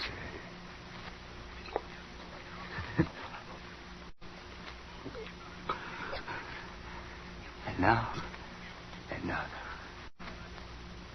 another good doctor. Drink. That's enough. No, doctor. It is not enough. Now, I will take your yes. Come back! Stop! My arm! Please. I will kill you if you don't. Thank you. You see, I have manners, haven't I? And I have wisdom, too. Because I have fooled a very wise man. I toast you, Doctor. The best man wins. This was a very bright idea of yours. The best... Oh. The best man wins. You forgot I am a doctor, didn't you? The water you would kill for has killed you. A man gonna go without water for 4 days and drink his fill and still live? Go on, parrot. Gasp out your worthless life while I laugh. The best man always wins, parrot. The best man always... So, the best man wins. Yes, Doctor. Forgot my knife, didn't you? Forgot me, lying at your feet, while you divided my share of the water. Gave me up for dead, did you? But I, Fenero, will outlast two of you. Fenero, the best man, always wins.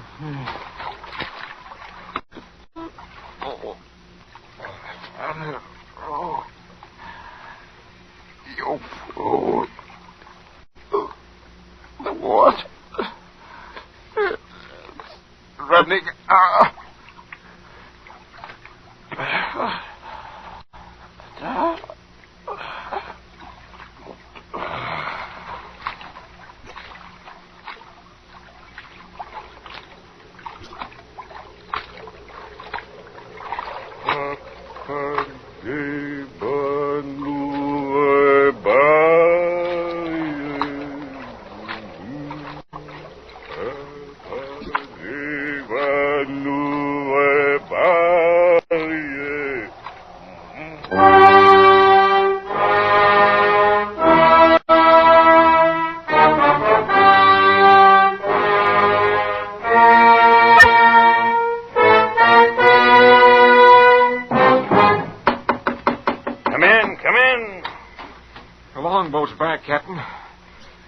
Was here all the time, not 10 miles away from us. Oh, that calm.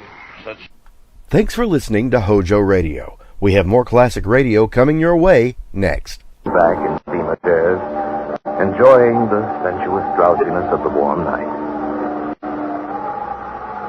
Good dinner, eh? Excellent. Afraid I ate too much, though.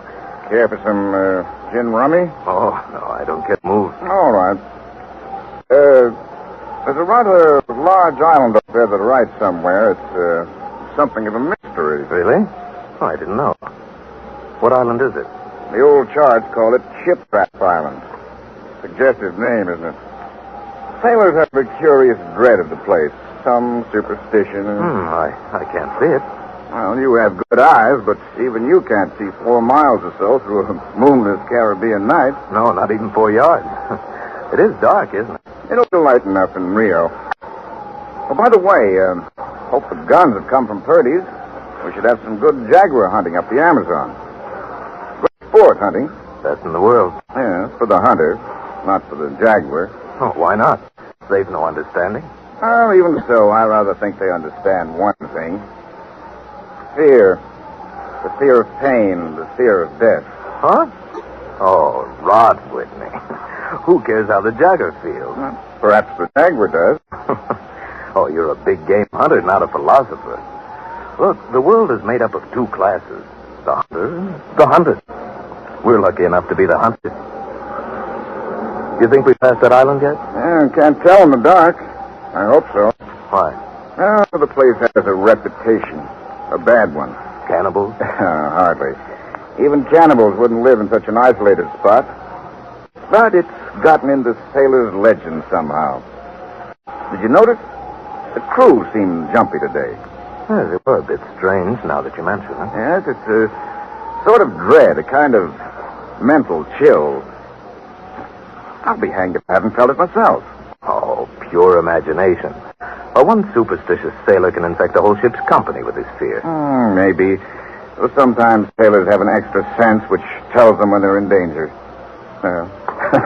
Enough of that. I think I'll turn in. I'm not sleepy. I'll just have another pipe. Good night, then. See you in the morning. Yes. Good night, Whitney.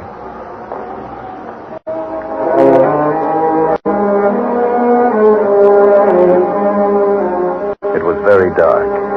So dark I could have slept without closing my eyes. The night would have been my eyelids. I puffed at my pipe, got drowsy. Then I was wide awake. A gun out there in the water, a gun. I sprang to the rail, strained my eyes in the direction of those shots, but I couldn't see a thing. I leaped up on the rail to get better elevation, and my pipe, striking a rope, was knocked out of my mouth. I lunged for it, and tight fingers closed around my heart as I realized I'd reached too far and lost my balance.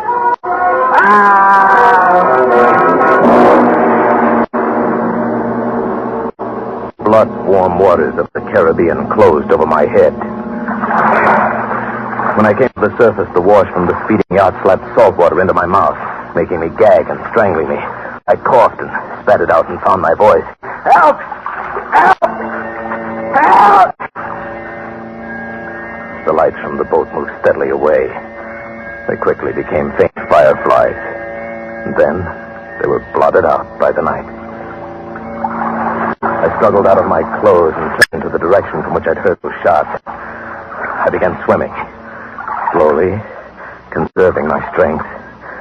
For an endless time, I fought the sea. Then I began to count my strokes. Thought I could possibly do another 100 before Someone was shooting game. Almost at my very elbow, it seemed. It gave me fresh vitality. I swam toward the sound. Then I was in the breakers.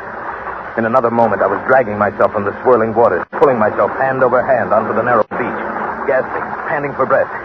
I saw that the dense jungle came down to the edge of the cliff, and I was on land. On blessed land.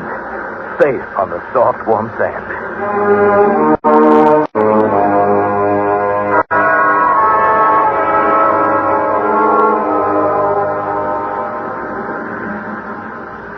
I awoke late in the afternoon, a sharp hunger picking at me. As I slowly came to my feet, I saw, not far from where I'd been lying, signs of a terrible struggle in the underbrush that sloped so sharply to the beach.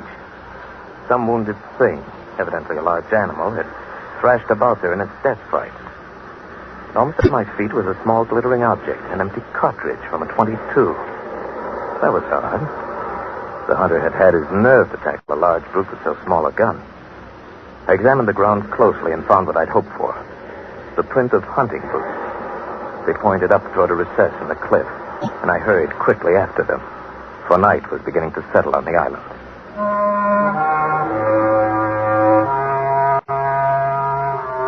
It was already dark when I came upon it. First, I thought it was a village. There were so many lights. But as I came closer, I saw that all the lights were in one building. Chateau on a high bluff. In a few moments, my bare feet were padding up stone steps, and I stood in front of the massive oaken door.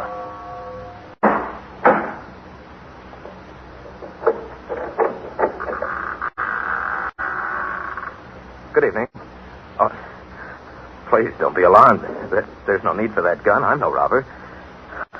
It sounds silly, but I fell off a yacht. My name is Sanger Rainsford of New York City. He was certainly not alarmed by me, this giant who stood facing me. The revolver in his hand continued to point steadily at my chest, and the man behind it was solidly built and black-bearded to the waist, and silent. He faced me in with the gun and closed the door behind me. I was in a huge hall, but there was no time to look around. Another man was coming down the broad marble stairs, an erect, slender man in evening clothes. I stepped toward him. I've just been explaining to this chap that I've had an accident. My name is Sanger Rainsford. It is a great pleasure and honor to welcome Mr. Rainsford, the celebrated hunter, to my home. Well, thank you. I've read your book on hunting snow leopards in Tibet. I'm General Zaroff. Believe me, General, I'm very happy to see you. All right, Ivan, you can put down that gun. This gentleman is a guest. Ivan is an incredibly strong fellow, but he has the misfortune to be a mute. A simple thing, but a bit of a savage. I'm even happy to see him. Come, we should not be chatting here. You want clothes, food, rest. You shall have them. This is a most restful spot. I can't tell you how grateful I am. It is my pleasure. Follow Ivan, if you please, Mr. Rainsford. I was about to have my dinner, but it can wait. I think my clothes will fit you.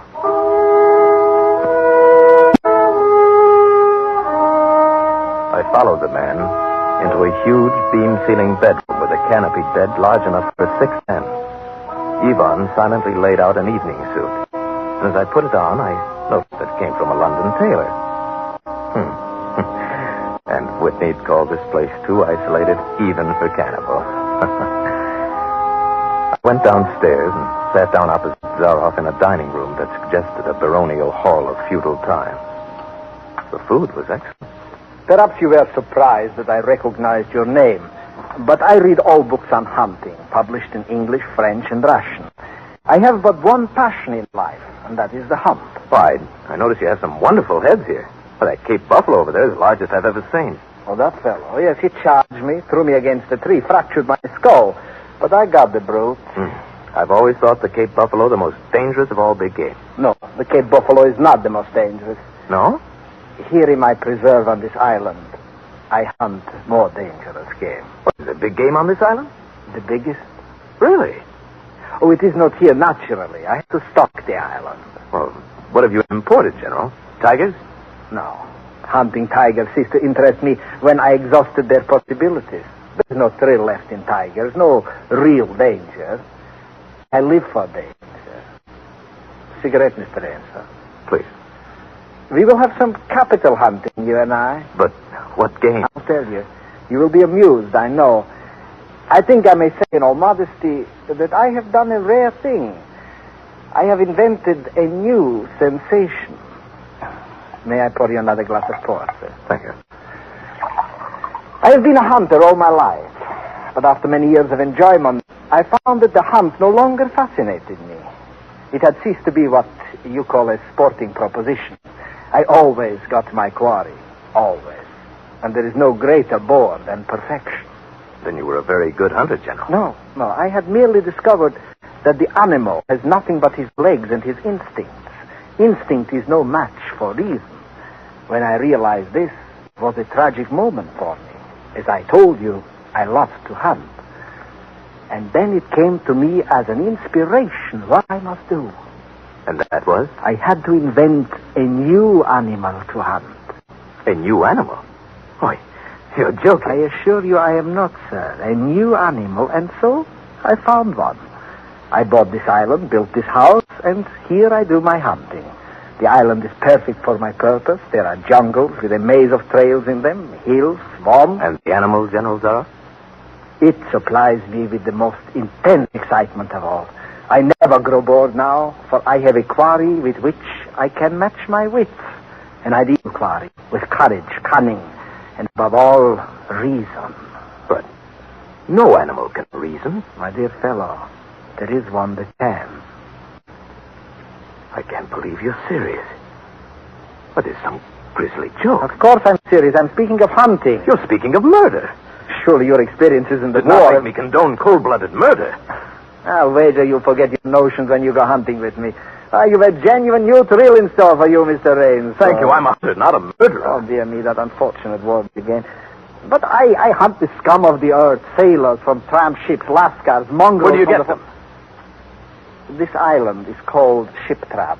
There is a row of lights out there on the reef which indicate a channel where there is none, only rocks. I control the lights from my tower. You wreck their ships and then you shoot down the men. Oh, but I treat my visitors with every consideration.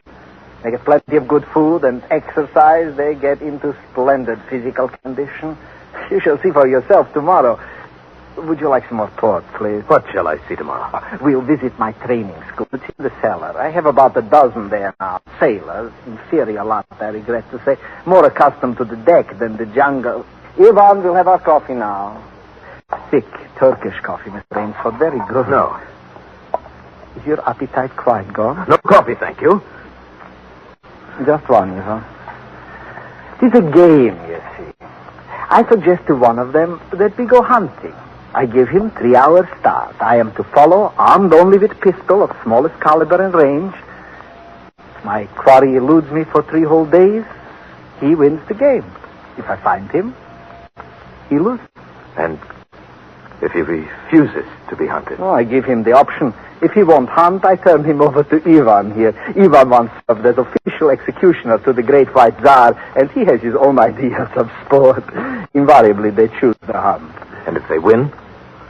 To date, I have not lost. I don't wish you to think me a braggart. Once did almost win. Eventually, I had to use the dogs. The dogs? Yes. Just step over here through the window a moment. I want you to see my courtyard. Go ahead, Mr. Rainsford. Open the window, please. Yes, I have a dozen, as you can see. They are let out at 7 every night. If anyone should try to get into my house or out of it, well, it would be regrettable. And now I want to show you my new collection of heads. Will you come with me to the library, please? I hope you'll excuse me tonight. I'm really not feeling at all well. Oh, I am sorry. You need a good, restful night's sleep. Tomorrow you'll feel like a new man, and then we'll hunt. I wonder how the promising prospect. But I was already hurrying from the room and up the marble stairway. I heard him calling after me. Sorry you can't go with me tonight. I expect rather fair sport, a big, strong native from west coast of Africa. He looks resourceful. The bed was good. I was tired, but I didn't sleep. I didn't toss or turn. I didn't move. I just lay rigidly in one spot, my eyes on the ceiling, my arms tight against my side, my breathing slow and heavy, my mind empty, waiting. The inky black was just beginning to dissolve. A thin line of gray was just beginning to seep insidiously into my room when Zaroff found his quarry. Then, I suppose I slept. When I awoke, the sun shadows were already slanting through my room. Must have been well after noon. I came down to find General Zaroff pouring himself a glass of brandy by the sideboard. Mr. Rainsford, feeling better, I trust? Yes. I wish I could say the same. No, I'm not well. Hunting was no good last night. He made a straight trail, offered no problems at all. General, I'll leave the island at once. Mr. Rainsford, tonight we will hunt, you and I. No, General. I've told you I will not hunt. I beg you to reconsider. My idea of sport is much more diverting than Ivan. You mean that? Yes. You and I. It's really an inspiration. A foeman worthy of my steel at last. Oh, you'll find this game worth playing, Rainsford. Your brain against mine. Your woodcraft against mine. Your strength and stamina against mine. It's outdoor chess. And the stake is not without value, eh? And if I win? If I do not find you by midnight of the third day, then I'm defeated. My sloop will place you on the mainland near a town. Oh, you can trust me. I give you my word as a gentleman and as a sportsman. Of course, you in turn must agree to say nothing of your visit here. I'll agree to say nothing of the kind. Well, in that case, well, why discuss it now? 3 days from now, we can chat about it over a bottle of Veuve Clicquot. Unless... And now listen, Rainsford. Ivan will supply you with hunting clothes, food, and knives. I suggest you wear moccasins. They leave a poorer trail. I suggest, too, you avoid the big swamp in the southeast corner of the island. There's quicksand there. And now you'll want to start, no doubt. I shall not follow until dusk. Hunting at night is so much more exciting than by day, don't you think, Mr. Rainsford? Good hunting.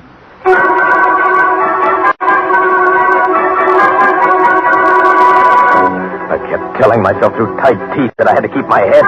Keep my head. My first idea had been to put distance between myself and Zaroff, and so I plunged into the jungle in a blind panic. Before long, I shook it off and stopped. Straight flight was futile. It would only bring me out to the sea. Then I hit upon the idea of giving him a trail to follow. I would begin our dangerous game by playing the fox. For more than 2 hours, I went through the trackless wilderness, executing a series of intricate loops, doubling again and again on my trail. Night found me leg-weary, with hands and face lashed by the branches. I needed rest badly, and having played the fox, I decided now to play the cat. I climbed into the crotch of a huge tree.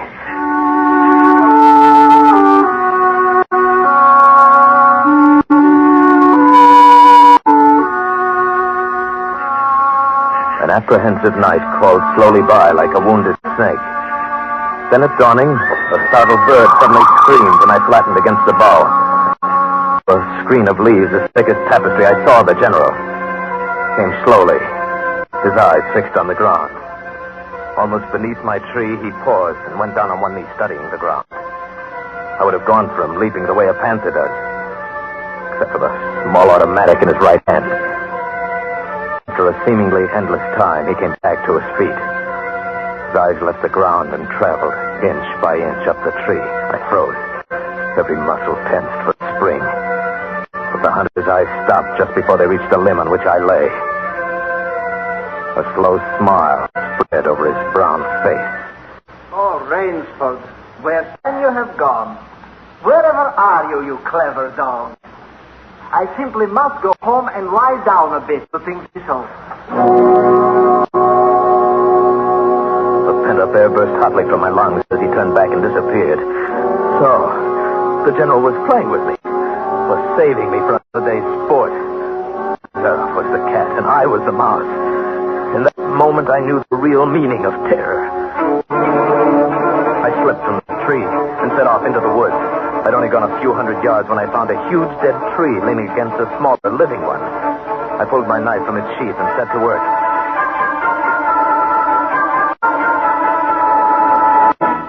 When the job was finished, I threw myself down behind a log 100 feet away. How long I waited, I don't know. Seemed like days. It's probably only a few hours. Then he was coming again, with the sureness of a bloodhound. Nothing escaped those searching black eyes.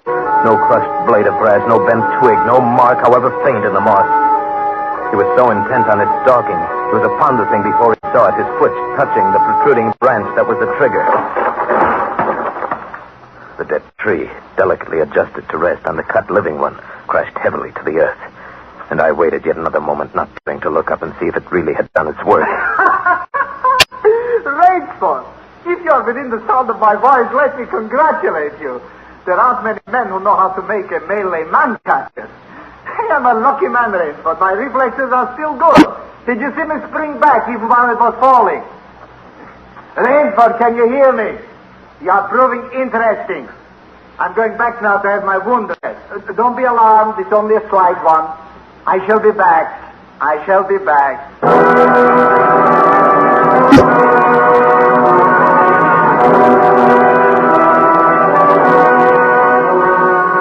It was dark and I'd been going for hours. The vegetation became ranker.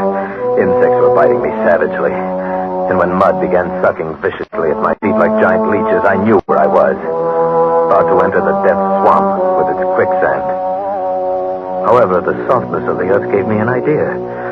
I stepped back about a dozen paces out of the quicksand and began to dig. When the pit was above my shoulders, I climbed out. And from some hard saplings, I cut stakes, sharpening them to a fine point. I planted the stakes at the bottom of the pit, with their points up.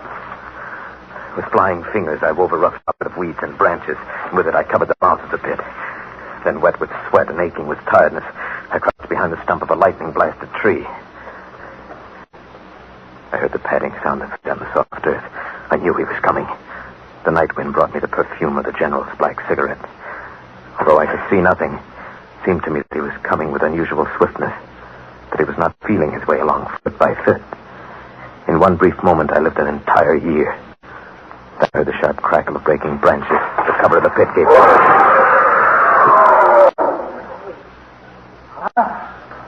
You've done well, Rainsford. Very well. Where did you get the tie? Your Burmese tiger pit has claimed one of my best dogs. And so you score again. I must see what you can do now against my whole pack. He went away again. But I just lay there in the swamp that night. At daybreak, I was awakened by a distant sound, faint and wavering. The baying of a pack of hounds. I went up into a tree. Down a watercourse, not a quarter mile away, I could see the bush moving. I strained my eyes and saw the lean figure of General Zaroff. Just ahead of him, I made out the gigantic Ivan, holding the pack in leash. I prepared for the native trick I've learned in Uganda. I slipped from the tree, caught hold of a skinny young sapling, and to it fastened my knife, its blade pointing down the trail. With a bit of wild grapevine, I backed the sapling and ran for my life. The hounds hit the fresh scent and raised their voices, and I knew how an animal at bay must feel. Even as I ran, the clamor of the hounds suddenly ceased. And with it, my heart stopped. For that meant they'd reached the knife. I climbed excitedly up a tree and looked back, and hope died in my brain. The General was still on his feet. Ivan, however, was not. The knife, driven by the recoil of the springing tree, had done its work. Then the dogs took up their cry again, and I was on the ground once more. Nerve, nerve. I panted the words over and over as I fled headlong.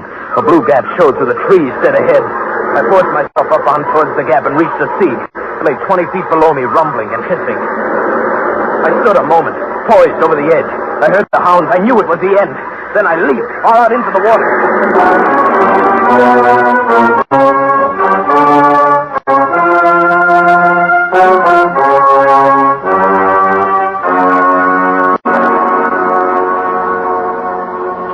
Well, it's been a busy day, Adam. A busy day. Oh, down, Adam, down. What's the matter, my boy? Hungry? All right, catch. It's quite a day. Not perfect, of course. Two slight annoyances. One is it will be difficult to replace Ivan. And the other, well, our quarry escaped us, didn't he, Adam? But then, of course, the American didn't really play the game. So we won't count it. We won't count it at all. All right, my boy. That's enough for now. Out you go with the rest. Better luck another time.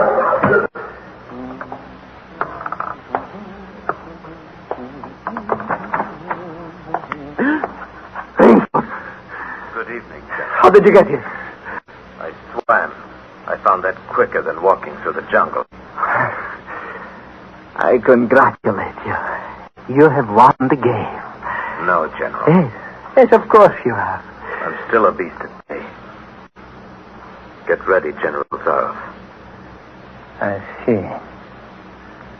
Splendid. One of us is to furnish a meal for the hounds. The other will sleep in this very excellent bed. Good, Rainsford. Good. Anga.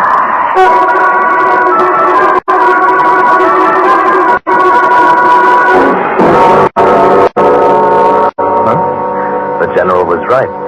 Never before in my life had I slept in a better bed.